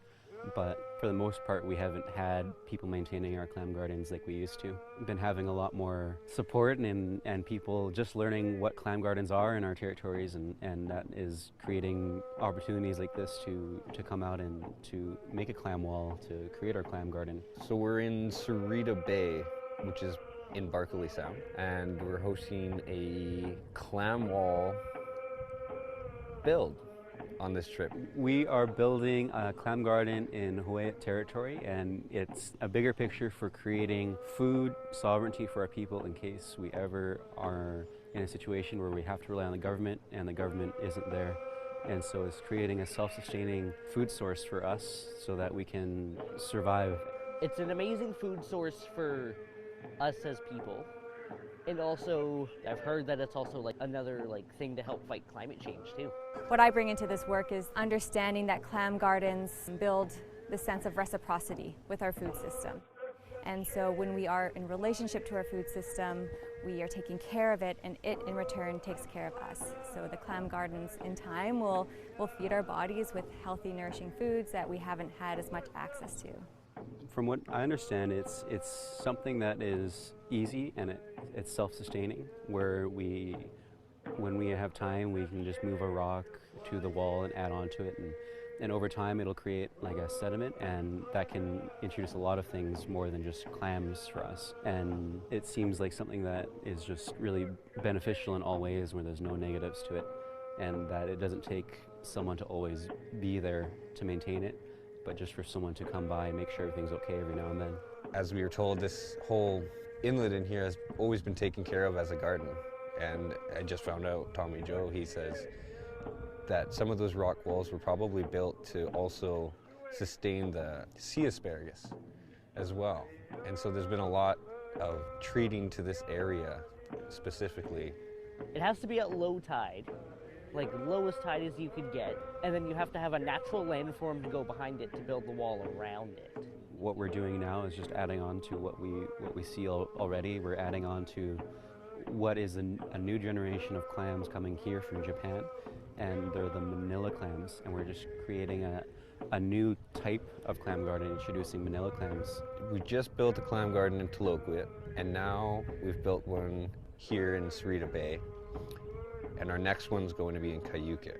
Part of the clam garden restoration has been a multi-nation program so far, and so other youth coordinators from other warrior communities come out and they support the build here as they did in Taloquit. Like, we wouldn't be able to do it if we didn't have people come over from over the water or drive here and like come and support this kind of work. And it's just work that our people have always done. I think it's really important for everyone to come together to see that there's actual support from different groups rather than just ourselves and our community. I've heard a lot of people talk about how there's not change happening, and they talk about it, and they're really excited to come out because they see changes happening. I feel like us as boys, we just like moving rocks. It's just for fun. And it's been like so amazing, like seeing how quick we can build the clam wall in like 2 hours. Today we came back with 2 bucketfuls of Manila clams, and we're planning on making food today with our Manila clams that we harvested. It gets the nations working together. Like, it gets us as people in the nations working together to get to one common goal.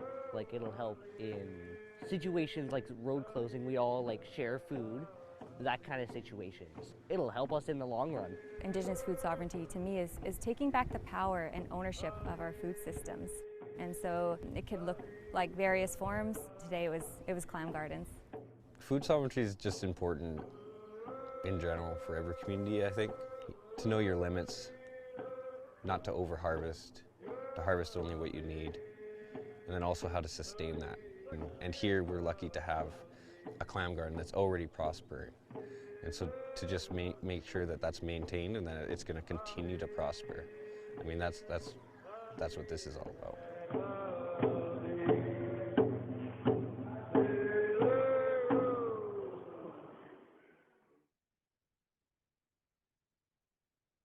Wow, that's pretty amazing. Thank you. Thank you for sharing that with us. Ricardo, may I introduce you? Sure. Okay, Sure. if I don't do a good job of it, and also Leonard, would love to hear about you too. If I don't do a good job of it, please feel free to I'll introduce Leonard and you introduce me. There we go. There we are, everybody. There's our rehearsal. Okay, so Ricardo is a former military man and forensic and social scientist who started and nurtured and mentored the Warrior Program and also works with Chimamuk, a program with the BC Centre for Disease Control. And what I would like to say about Ricardo is if we could bottle his energy, we could power the world. And I'd love to hear about Leonard as well. The program that you have undertaken is just extraordinary. Love it. Thanks, Holly. Yeah, I am really lucky to be here. I'm actually more lucky to be sitting here with Leonard and to be, coming in from other young people that are out there demonstrating to the others out here how we're doing a trapping demo. Last night we made candles for the community. We had the high school down. They brought down, this is the work, right? When we talk about reaching the people, this is the work. Leonard is one of our current leaders and future leaders of this, whatever's happened over the last 9 years of this. But I'll formal introduction. My name is Ricardo. I grew up in a combination of the Caribbean island of Trinidad and Guyana in South America. I lived there for 9 years. I have the accent, but I suppress it like I was taught. Some people know it. I know Hank might have heard the accent a couple times, but good Caribbean accent out there really raises morale. I for 9 years in all of this, it's been quite a journey. So we sit here today, and I sit beside Leonard. I'll turn it over to him. I live in Nutchucks in Tofino, Tlaoquia territory. Currently, though, we're in Cayuquit. And Leonard? My name is Leonard Nookmus. I grew up in Sarita Bay there where we built that clam wall. I've been blessed to be a part of the Warriors program for 3 years now. And I'm the community coordinator for Huu-ay-aht First Nations, but also I do come out to other communities and try and teach the knowledge that I've been taught, like the trapping and skinning and candle making, which was new, but I taught it. Yeah. So I'll pull up a presentation that we have just so you don't have to stare at us because that's much better. It'll give you something to look at least. The Warrior Program, like I said, started 9 years ago. We've been led by the matriarchs in the village. This program was supposed to be I was asked in 2015 to take a look at why the men's program in Ukiulet First Nation hadn't gained traction the first couple times they had tried to launch one.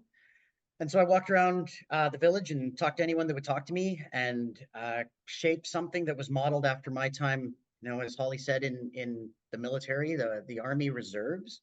So 1 night a week and 1 weekend a month, right? In the reserves, we prepare for domestic operations, the floods, the fires, the freshettes. I've since retired from the military. My own soldiers said, "Sir, you got to go. The work you're doing with those young people is much more significant than what you're doing here." And so I left. And I couldn't be happier. It has, this work continues to grow.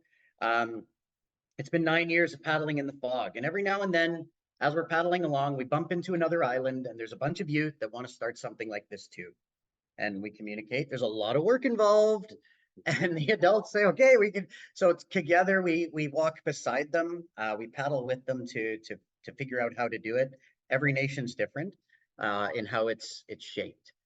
The program last June, we ended up forming a not-for-profit society with a huge amount of hesitation. I never wanted to report to a board because I want to make decisions and move forward at 3 a.m. in the morning or 1 like last night.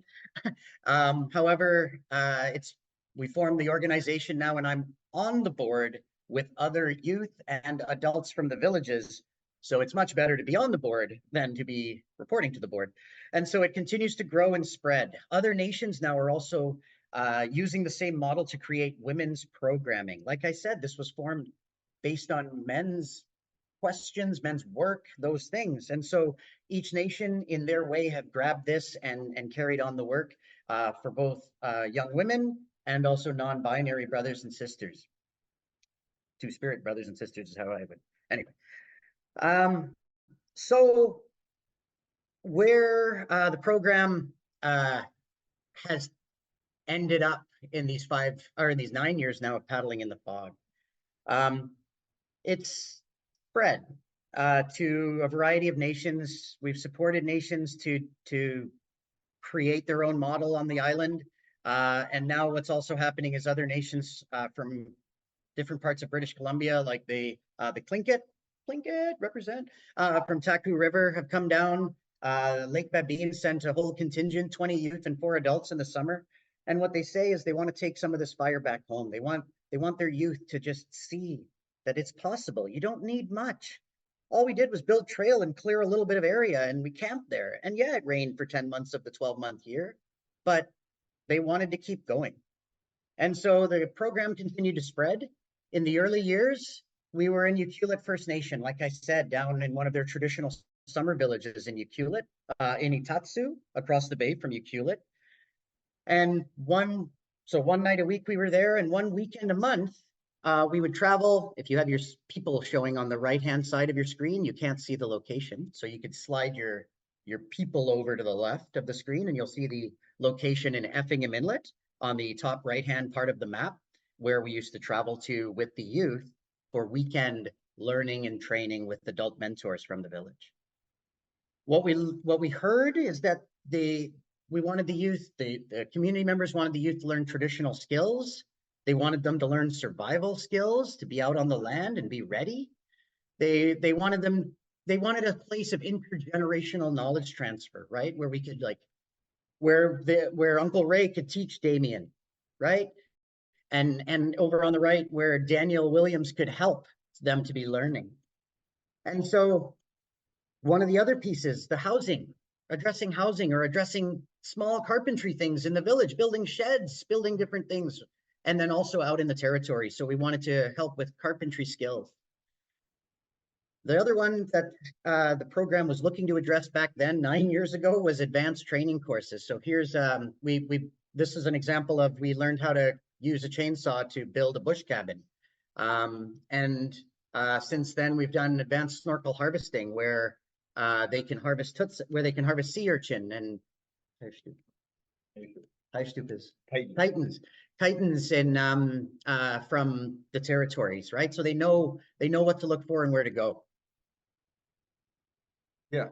Over the years, we've had the opportunity to create amazing partnerships with such as Parks Canada, UVic, Jane Goodall Institution, and many more.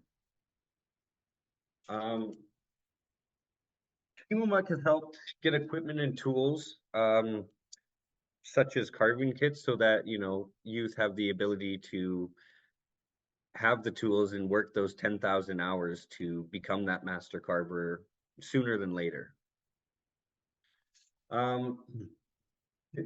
The trust we have built with the youth, we have been able to bring important training to villages.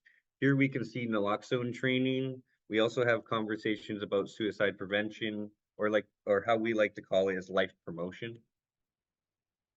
And also we have conversations around fatherhood and what it's like to be a father. In response to the community requests, we have been able to build many smokehouses in many other Nuu-chah-nulth territories across Vancouver Island. Also within our Nuu-chah-nulth family, we have built sheltered fire pits, cabins to reclaim territory. There are courses like free diving, for example, to help get those sea urchins up to 5 meters below the water. And or when an elder smokehouse blows over, to help them build a new one, sometimes better, sometimes so much better that they'd rather be in their smokehouse than their actual house here. In Hawaiian territory, we have recently built the clam wall, as we've seen in the video, and that was really good. But we've also built a clam wall in Tloquit Nation too. We have courses like the archery clinic, free diving, trappers course, and those are only 3 of the many courses provided to the communities and youth.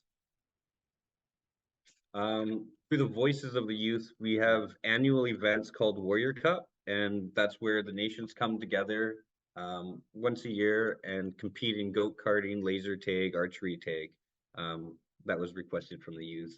But also we have what we call Warrior Games, and that's another time when we all get together and compete against the nations in traditional games like forest run, spear throwing, and feather swim. I think it was really the higher, those are more of the activities and things that we do in the villages that have been guided by community. Some of the bigger model pictures that we want to make sure of, I found so much wellness in weaving, right? When I learned from the Haida that they took the time to teach me, I wanted our young men to know that anyone can bead. Right? Anyone. Who did you give this feather to? I gave it to my grandma, and she was astounded. Right, but there's the, what do they call them? Pink and blue. I think I heard a couple days ago. Pink and blue rolls. That's not how it was. And so we try to help the young men to remember that. I'm sorry I can't monitor the chat while whatever's going on. So if there's questions or anything like that, please, I'm sorry I can't respond to them. But you can come off mute and ask them. Like I said, women's programming, young women's programming, as well as non-binary programming is being developed. That's, sorry, the sun's coming in. So here. Sorry. So it's,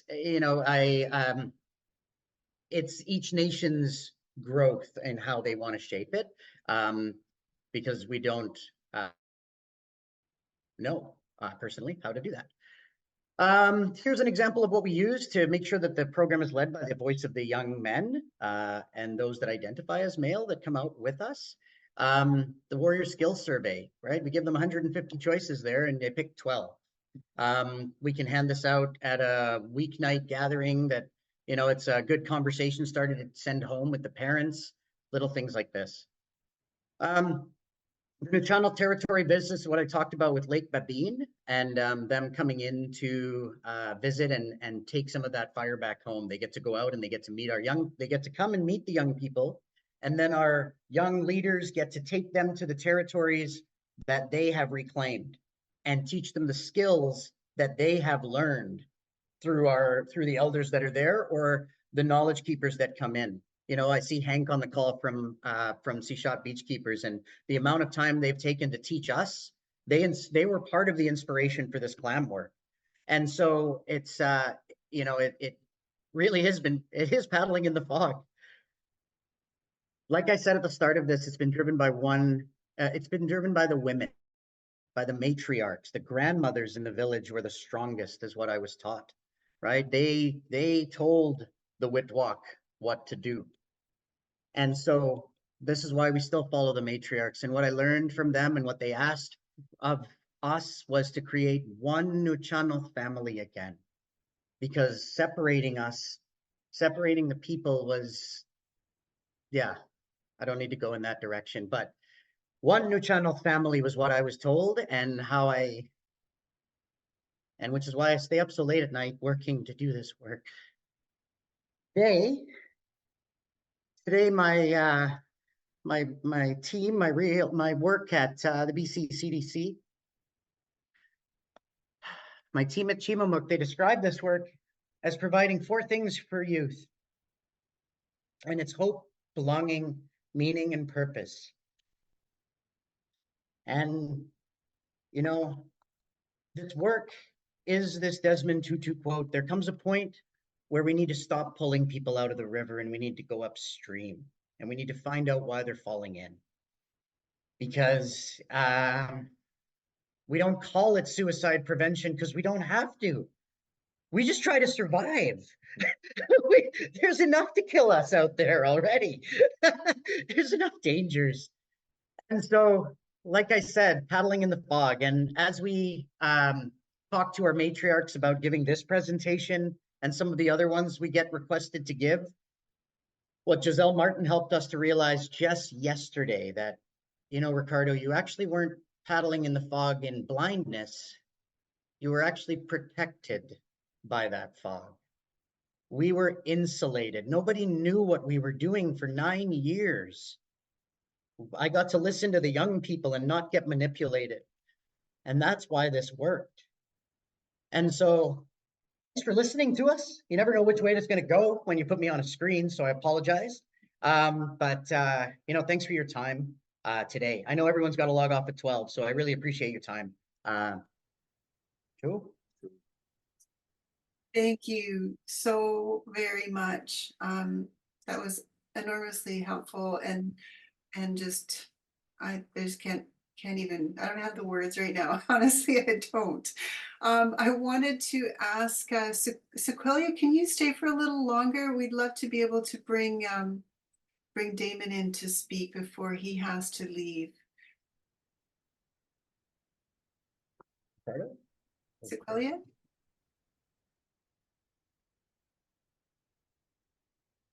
Okay, I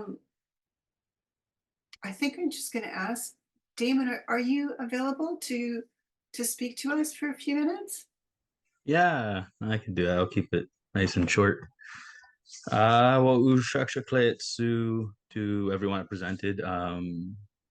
Chris and yeah, the Warriors program is both very common in a lot of the goals and initiatives that I want to bring into the school and everything else. But first, Uklama Tukwa ish Islu Pistakshakla Sashat, Nuixu Histakshakla, Ahauze Omiexu Histakshakla Heshkwet.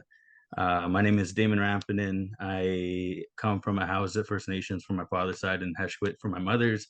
And I am now married into Sishat First Nations, where I live with my family, where my wife and my kids call home. I work at the high school here in Port Alberni, where I'm the new child education worker. And in that, I get to work in the classrooms and incorporate as much culture and knowledge as I can and as what is wanted, which is in today's time in the school is a very high demand to be able to have our culture in the classroom. And so it's a very exciting time. I enjoy what I do and what I get to do every day with not only working at the high school, but a lot of the seafood and a lot of the harvestable food and monitoring and knowledge that we get to pass on and everything else to be able to ensure that sustainability and stewardship towards the land is there. So I'm really happy to hear there's a lot of programs and a lot of initiatives that everyone who presented today was talking about. I agree where a lot of this knowledge needs to be taught in schools, not just in high schools, but in elementary. So they get them when they're young. It's one of the biggest things that I was taught when I was working in Hahobiak Elementary a few years ago was that they want to teach the language at a younger age. Like they were talking about 5 years old in kindergarten, which is great, but get them when they're 2 or 3 years old or as young as you can. And it just speaks volume. It's not just the language that they're learning, it's the knowledge that they're taking in. So a lot of it is what we're taught. It's what is instilled in all of us as Indigenous people at a young age is ESOC, respect, and to be able to take what we need and not what we want, or we'll harvest on whatever it is. And to this day, it's something that is still valued in Nuu-chah-nulth culture and Indigenous culture. So we get to be able, what I get to do, what I've been doing is bringing a lot of that culture into classrooms, like I said. And right now we are planning a trip to the Broken Group Islands with some of the humanities teachers and the science teachers in the high school to bring some of the students out to the land to be able to go and kind of bring culture and modern science and modern teachings, what's being taught in the curriculums today for science and humanities, and have them walking hand in hand, where they can go learn Nuu-chah-nulth culture, Sisseton culture at the Broken Group Islands, and also be able to go do some phytoplankton monitoring and be able to bring that and do some analyzing and be able to teach the youth on the impacts of harmful algae blooms that occur into our harvestable seabeds that we go and get either shellfish from, razor clams, different types of clams and different crabs, but also how that is like a butterfly effect on how it affects the shellfish, and then moving all the way down the food chain and everything else. What I heard earlier was from the first presentation was the warmer weather, and that's huge in Port Alberni. Temperatures get really, really hot. We had summers reaching 40 degrees this summer, and with that, lower water in our river, and also hotter water temperatures in our river, leading our stocks, that our resources that we harvest from the sockeye and coho and all that, to be out in the ocean longer than what our openings that our nations give us, that when they sign off with the FO and say we're going to open up on this day, they we miss out on opportunity because the resources are still staying out longer because it's colder water out there. And then by the time that they're coming in, luckily it's a double-edged sword for us. We miss out opportunity on harvesting, but they're making it up the river. So there's a win in there, which is great. But it's sad to know that, to be able to know that how hot the waters get in our river and everything else. It's something that we, as Nuu-chah-nulth people, we rely on that as Sisseton. And also we share it with the Hupitchisa First Nations as well, who rely on that river as well for the resources and everything else. So to be able to teach youth to do that is something huge for me, because I believe that we need to incorporate the environmental monitoring that I get to do, to be able to forecast and create trends and data on when these harmful algae are blooming out and having an impact on these shellfish that are eating it. Because just last week we had someone, I don't know what area they harvested Dungeness crab from, but they brought a truck full of Dungeness crab and say first come first serve, who want to buy it. And then that just had me just wondering why, not why, but just a bunch of questions. I always just wondered things when it comes to our distribution, or it was more of a private one that this time around, where it was a community member that went out and was bringing it out. And I just think about how our environment and the conditions of them are changing, and with that, it's not changing just where these seafoods are living, but also how they are transported, how they're handled, how it was easier 10 years ago to be able to transport them in a truck and bring them over and have them sit in a cooler and everything else. But now with warmer weather and how seafoods react to stressors in the water, and when things start to happen for them where they have that fight or flight, they just shut down. And when they shut down, softer tissue and the meat quality and spoiled seafoods as well happen faster. But to be able to teach youth that in class, our local knowledge in our own respected territories that we get to work in, is huge. We get taught a lot about the environment and everything in class, but be able to have that local knowledge, like here at the high school, to be taught about the Somas River and the channel that we occupy here in Port Alberni is big, and because there's a lot, it's not just salmon that we harvest from, it's the lingcod, it's the Dungeness crab and prawning. There's a variety of different foods to be aware from, but also with that it comes the more beautiful side of the monitoring of when you get to be on top of monitoring and keeping things safe, we get to harvest from it.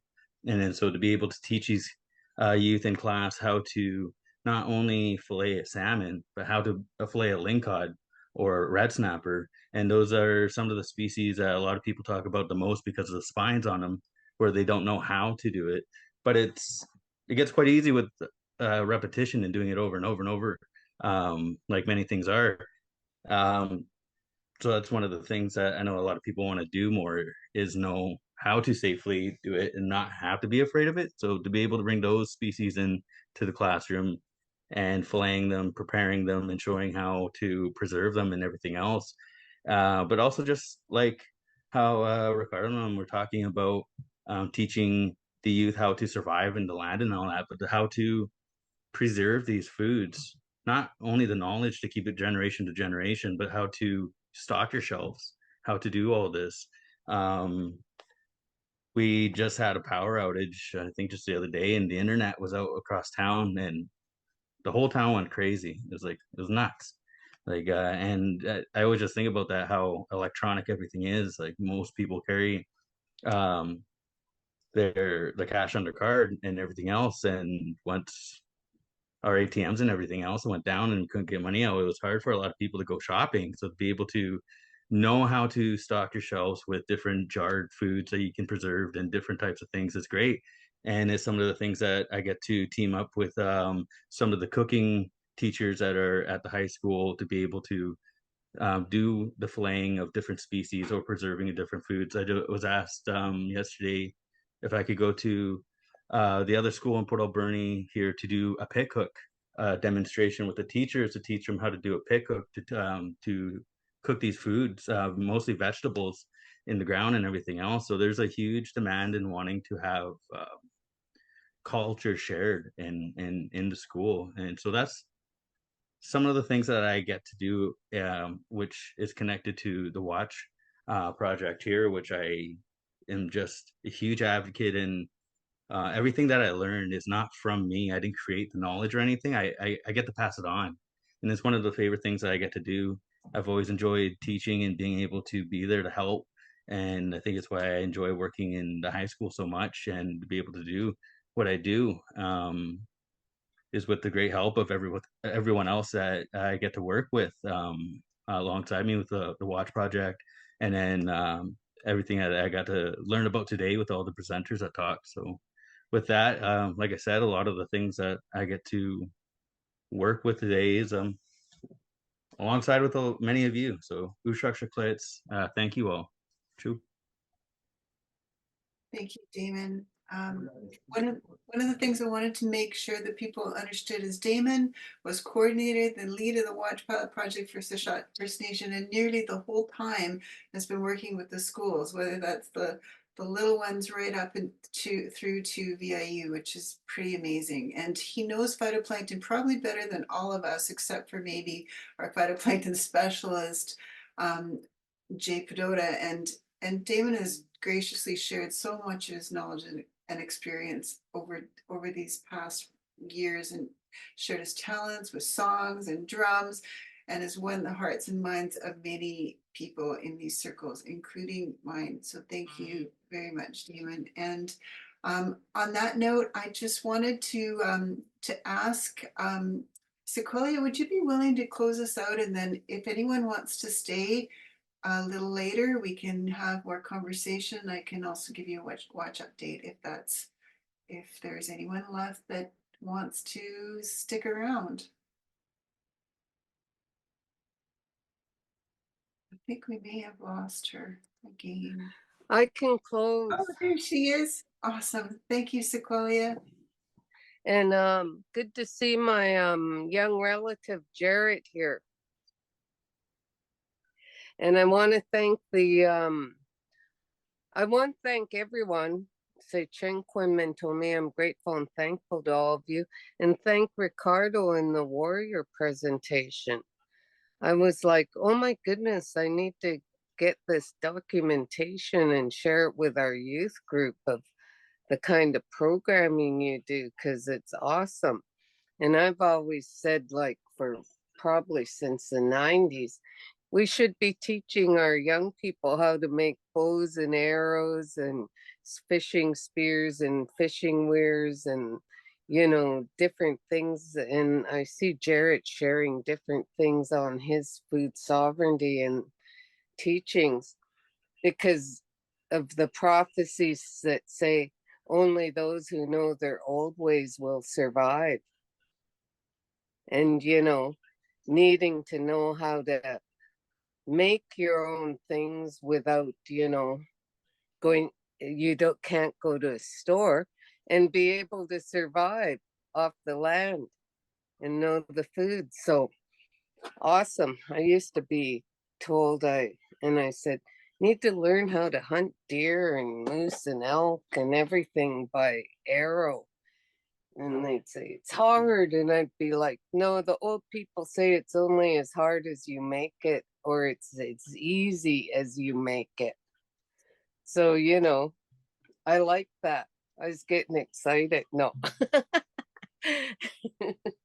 And love the presentation. So just like get one hall schwal, and I have an excellent feeling in my heart and mind, my being. I'm going to do actually Sequalia Slolam greeting of the day because I am so happy and it's a new day and a new year. And then I'll close.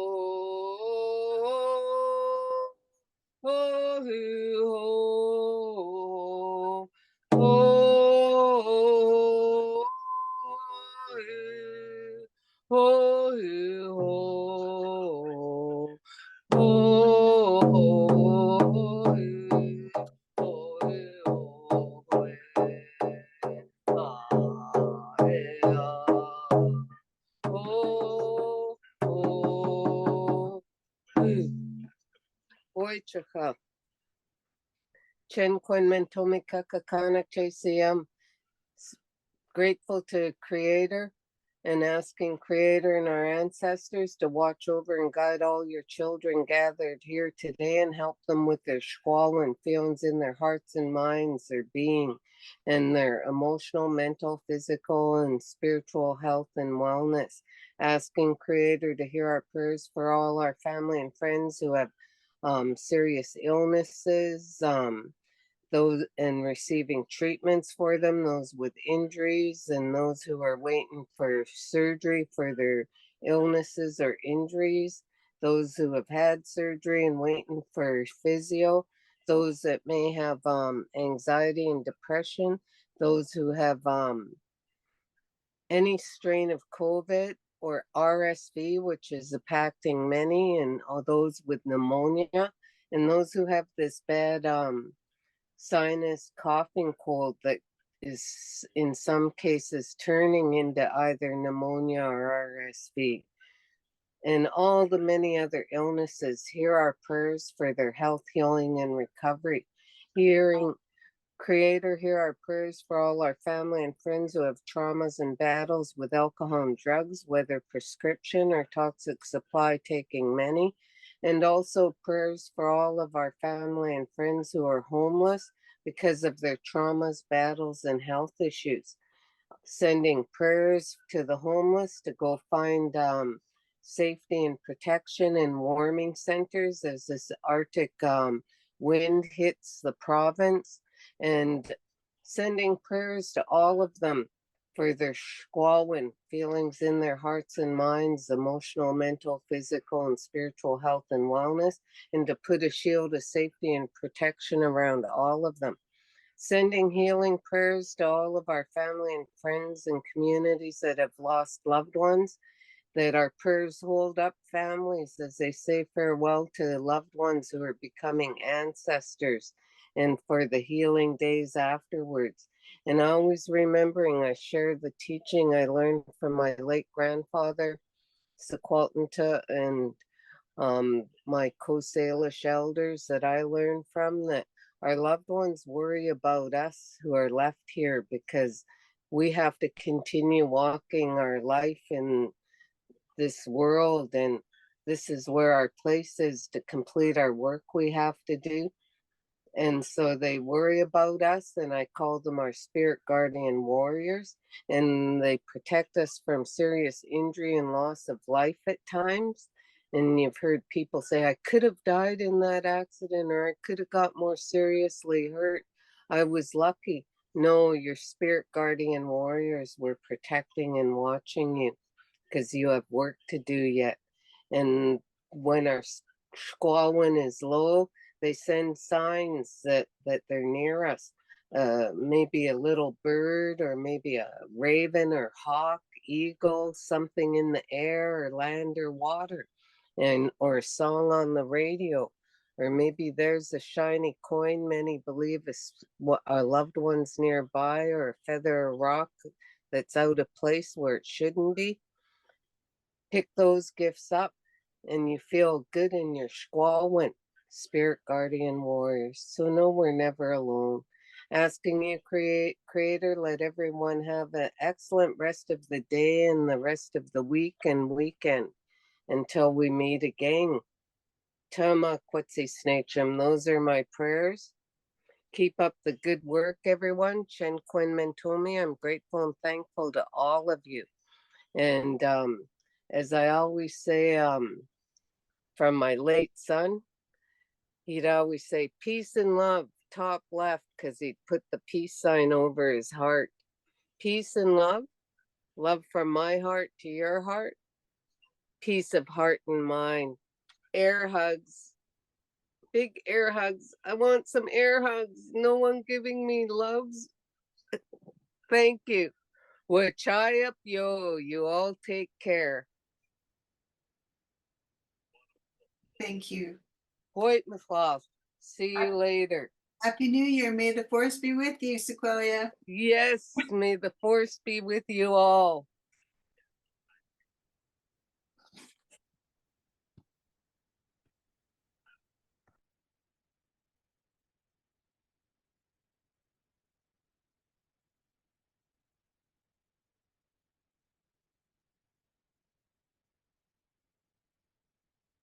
All right, there's still some Keeters in the room.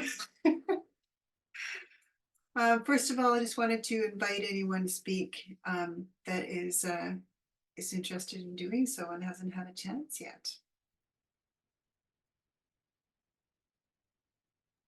I just want to say thank you, Jordan, and thank you, Holly, for all the great presentations. I had such a wonderful morning, you know, listening and learning, and I'm really grateful to still be part of this project. So thank you. We're grateful that you are still part of the project. Tim, did you have something you wanted to share?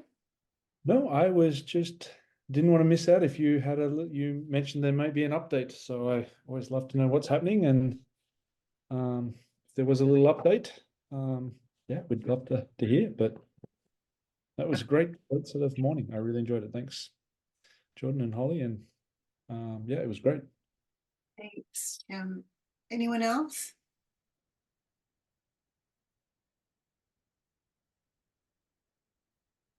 Okay, and I am going to Gabrielle. just want to say thank you for having me. And I mirror Tim. I was looking forward to hearing an update. So. Okay, I'll do my best. Let's see. So back in this. And I'm going forward here.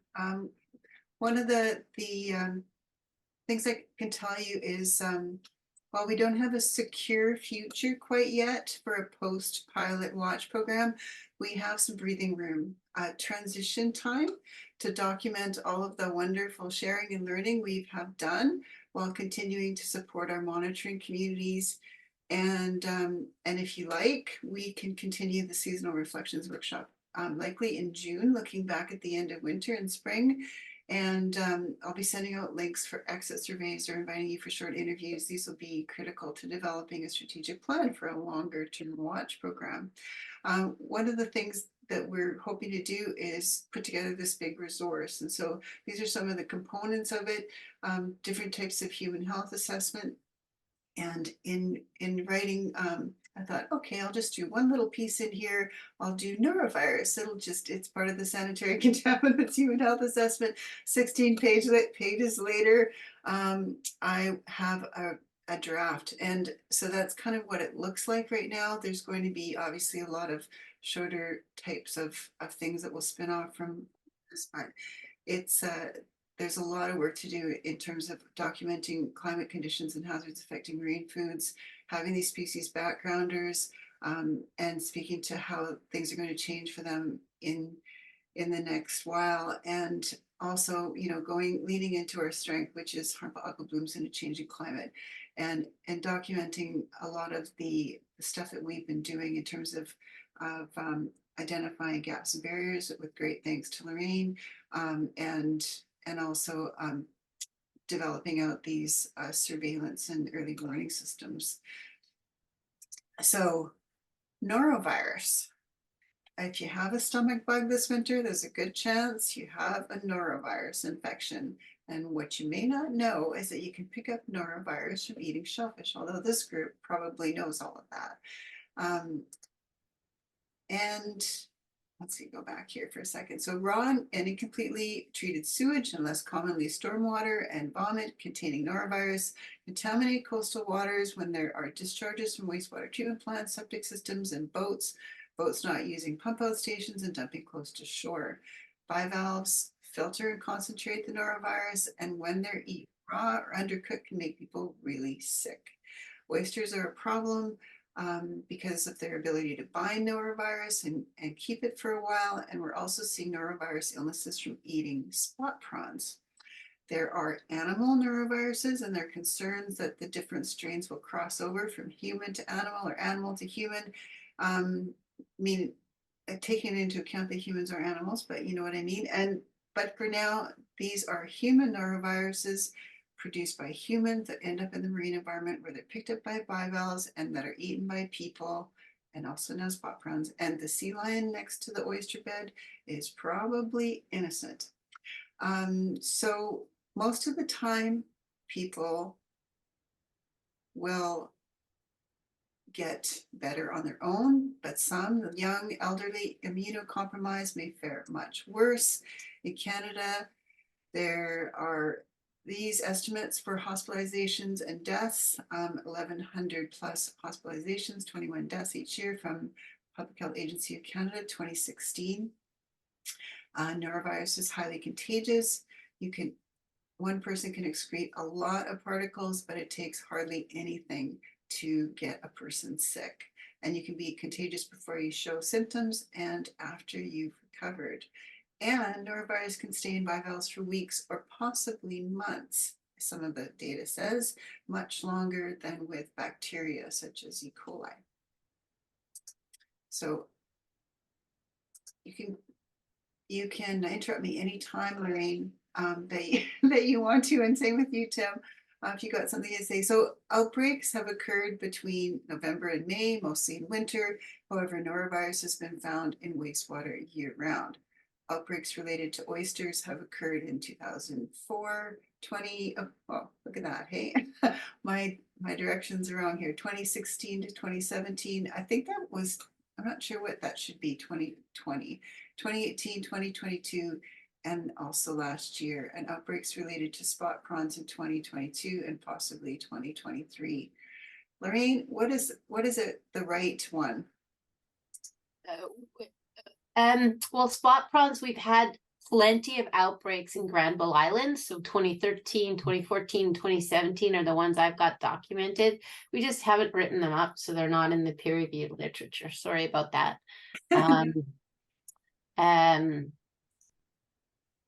Outbreaks. So outbreaks in oysters and spot prawns. Spot prawns are always May, because Gabriel can attest that's when the fishery opens. Usually beginning mid-May. So if there's outbreaks, it's almost always, you know, May to June. Norovirus can be year-round. The biggest outbreaks, those dates look right. 2004 was the first sign. That was our first geographically dispersed outbreak. I would say we probably had clusters every year, but not all of them are well documented. But those are the major ones. You've got the major ones. I think 2010, you've missed 2010 or 2011, right, Gabriel? That's the effing oysters, Effingham oysters. I know I published on that one because I'd always say, don't eat the effing oysters. That was Effingham Inlet, but that was directly an ill shellfish worker. We called that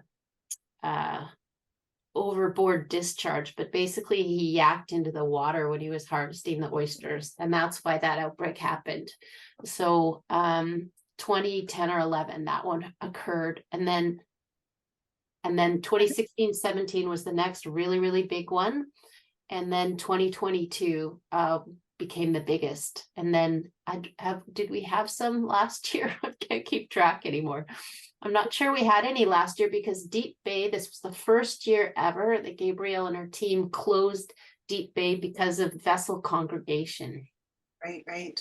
Tim. We had a few cases. Sorry, I was just going to jump in on that. Lorraine, I think that the one with the person yakking in the water, didn't we have another one with Deep Bay? Is either 2013 or 2014, a vessel ended up in the water, or people ended from a vessel ended up in the water. There was a thing is, one. There were so many, like, things just kept happening one after the other that, I don't know. Last year we had a 2020 is supposed to be something else. That's a misdial. So you're definitely on that. We had a number of cases in 2020 as well.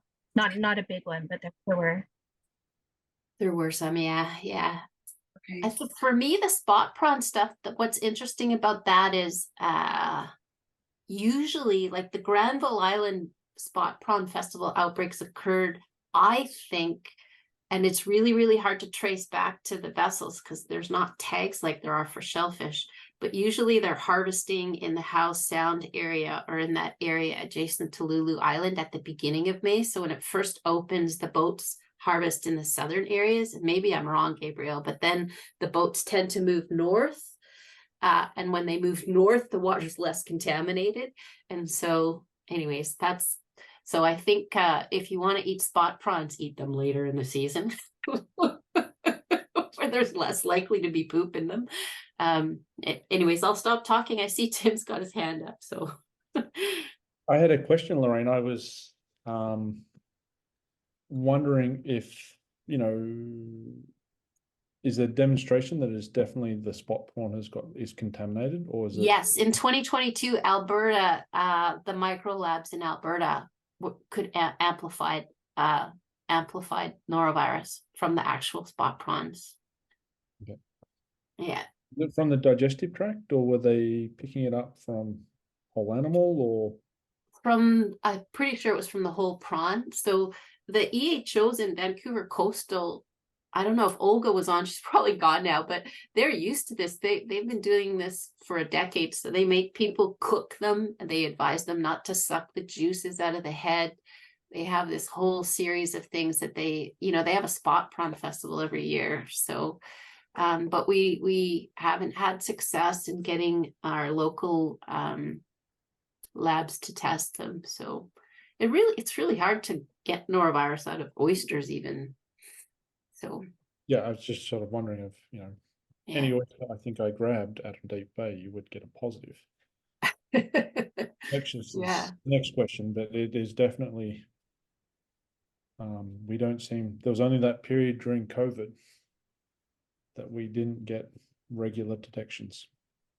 Well, here's the thing, and I know we're a really small group now, so I'm really hoping Natalie can start sharing the information, but there's that wastewater surveillance program for COVID, and she's embedded norovirus as a control marker along with the tobacco, whatever, mosaic virus. And so they've actually been able to sort of track the community prevalence of norovirus. And that's the one data gap that we have here for norovirus, is that we should be, as soon as we start seeing elevated community norovirus, like the ones in the daycares and the schools, that's when we need to worry in BC about what's going on in the shellfish. So right now, norovirus is up nationally, like across Canada. That includes BC. So probably, as is typical, we're entering into the period of higher risk for norovirus. So like even with that 2018 outbreak with Deep Bay, where we kind of blamed the herring vessels, we still had illnesses in January and February. And that's attributable to every time someone gets norovirus and flushes the toilet. It's our fault we're making ourselves sick. Anyways, thank you, Holly, for presenting this. So you're going to do the environmental stuff and I'll be quiet again. Well, I'm always open to suggestions on this one too. So given that norovirus is probably always present in the marine environment, given what we do with wastewater, food safety scientists are advocating for monitoring of environmental conditions and early warning systems. So we have lower temperatures, which help maintain norovirus in bivalves, but shellfish may uptake it more quickly when the water is warmer. So there are some that say generally cold water with a warm anomaly, like a spike in one of the winter months, is something to watch for. Sunlight causes the virus to inactivate or decay, so the dim, cloudy days of winter are an issue. Low tides or a wide high to low tidal range has been implicated. Low tides when the air temperature is low, less dilution in shallower waters, that sort of thing. Rainfalls, of course, that flush contaminated waters into the marine environment. There's often a lag time between the big rain event and an outbreak, and this can really vary. I've seen as long as 30 days, which seems a little long, and as early as say 3 days between a big rain event and an outbreak. Low salinity from those rainfalls and norovirus also traveling in the freshwater lens for some distance. Strong offshore winds that push norovirus on shore, and onshore bottom flow that resuspends norovirus in the sediments so that filter feeders can consume them. And basically just a message that, we can monitor these and model these and work on trying to learn more about this. The bottom line is, if these conditions are present, just to send the message to please cook your shellfish and cook them well.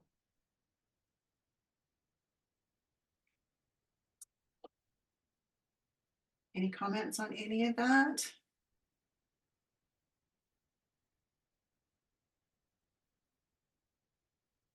I just had a quick comment on, I can kind of figure more or less why these might be associated with norovirus, but I just noticed Lorraine's comment about downwelling, and I was just curious, Lorraine, if you could just expand on that or why that is. It's just what we noticed. So we did a bit of preliminary work in our ETNO working group. So that formed in 2017, the environmental transmission of norovirus into oysters. And this was just a condition that we noted, an environmental condition, that there was huge downwelling during the 2004 outbreak and the 2016-2017 outbreak. I don't know what occurred in 2022. Here's the unfortunate thing, because we're a smaller group, I'll let you know, we had a master's student who failed to complete, and he was supposed to have finished doing his analysis. And so I can't really say too much more. One of the interesting things, though, you've heard Rich Palowitz's name talked about sometimes. He was a part of that working group, and he told us that one of the reasons heavy rainfalls are an issue is that there's a layer of fresh water on top of the ocean. So if we're having septic sewage, it can float on top. So the thoughts are that the norovirus might float out on the plume and go further afield than maybe what was thought in some of the dispersion models for E. coli. Because there have been other current studies that show things can travel in those freshwater plumes many kilometers. Anyways, that why downwelling, I think just what Holly said is because the strong winds will push. We have this handling of pollution as the solution to pollution is dilution. But if the winds are pushing these currents back in towards shore, they're getting pushed back in over the shellfish harvest areas over and over. So instead of it dispersing, and then with the rainfall, I think some of the practices maybe of, Tim could speak to that, of harvesting shellfish will be to bring them up from the lower depths and then keep them closer to the surface to make harvesting easier. And maybe during these times of higher risk, that's more of a risk for the oysters and shellfish to filter feed the norovirus and capture it. Tim, can you speak to downwelling and upwelling processes in this way?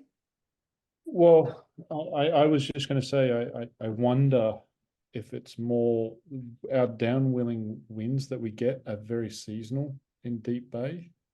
And the reason I know that is I'm a fly fisherman and I can cast really well on my right-hand side, but not on my left. And so when I get a downwelling wind is when I get the flies hitting me in the back of the head. And so I learned that very, very easily when we have, the windy days are really irritating. And I think they just correlate when you have that, it's those winter months that we get those downwelling winds. So I'm not necessarily sure that it's a cause of the problem, or is it just coinciding, correlating? Certainly, I think oysters hung down deeper. We did some work where we hung oysters at different depths, and oysters near the surface, I thought would actually have more norovirus because they'd be up in that freshwater lens, and they don't. It's down deep that gets the norovirus, and I think that's because it's saltier. Those oysters are feeding more. So I think there's a lot of, it's a hard, complicated virus to work with. And I don't know of areas outside of Deep Bay because that's our main focus, but my suspicion is the downwelling winds are driven really in that December, January, February, maybe March months. We also have the herring boats. We have a lot of rainfall and river flow. It's hard to tease out exactly what is the driver. Other than when we had COVID and we stopped mixing and norovirus went down, we couldn't detect norovirus anymore in the oysters.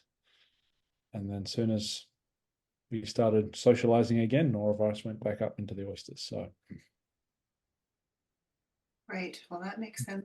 Some good sense. And the other thing that I think that we need to be thinking about is, our monitoring communities, they're collecting some of this data already, and to be able to start looking at norovirus as well as what's going on with phytoplankton, I think would be pretty easy add-on.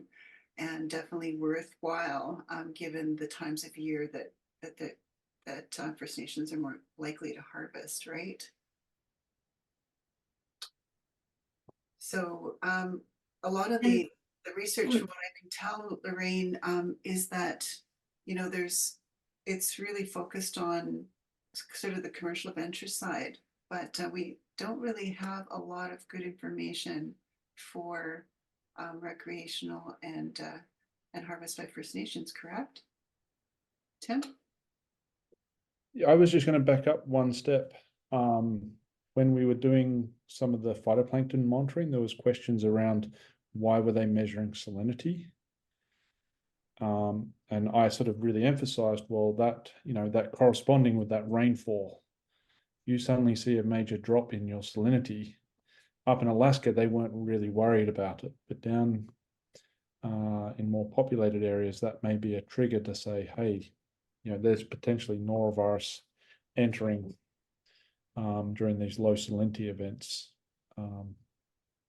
And that may correlate. So that, you know, some of those, that background data, or as you said, collecting, there may be some trigger points that we can point to and say. In terms of illness, it's only a problem if you eat the shellfish raw. Yep. So, or lightly cooked. So that's why it's always a commercial, more of a commercial issue, Holly. I think, well, actually, I can't speak to this exactly. Maybe Jared's still there, but I don't think most First Nations communities eat oysters raw. I think they usually cook oysters. So maybe that's why there's fewer illnesses unless they're eating them raw on the beach.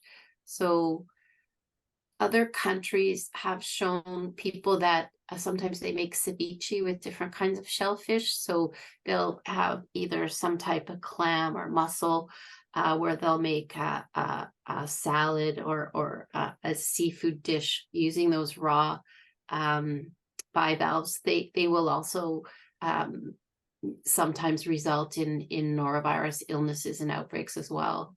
But as long as we can, yeah. But you're right, there's fewer outbreaks in the record for recreational harvesters. So these one-off illnesses don't tend to get much attention or published, but they still do occur. Stay Out Fisheries, are you still there? Yep, we are. This is very interesting. I'm just wondering if you have any insights with respect to that, in terms of what community members eat. Do they eat raw and undercooked prawns and other shellfish? I can't speak to that. I don't have experience harvesting clams here within the community. I guess I could ask around. Dion's on lunch right now, so you might be out there eating them now. Who knows? All right. Well, thanks for checking in with us. I really appreciate that. And yeah, I think we just don't know, right? I've seen a lot of people that have eaten lightly cooked prawns whole with the shell and everything, right? So it really is kind of across the board. I think there's a lot of different eating habits out there and ways to cook these things or not. Anyway, that's kind of it for me on this. As you know, these are our supporters, and we love you all very much. So just to wrap things up, appreciate you staying late, and if there's anything anyone wants to share, please feel free to do that now and in the future. And yeah, looking forward to doing more of this in the post-pilot phase of Watch. Holly, I just, you said that the Watch can continue for a little bit longer. So what, you have funding to last you until what month or to the end of the year, or is it a bit unknown? It's a little unknown right now, so I'm reluctant to say that we have a full commitment for another year, but we're working on it with the idea of creating a strategic plan for 2025 to 2030. Oh, that sounds wonderful.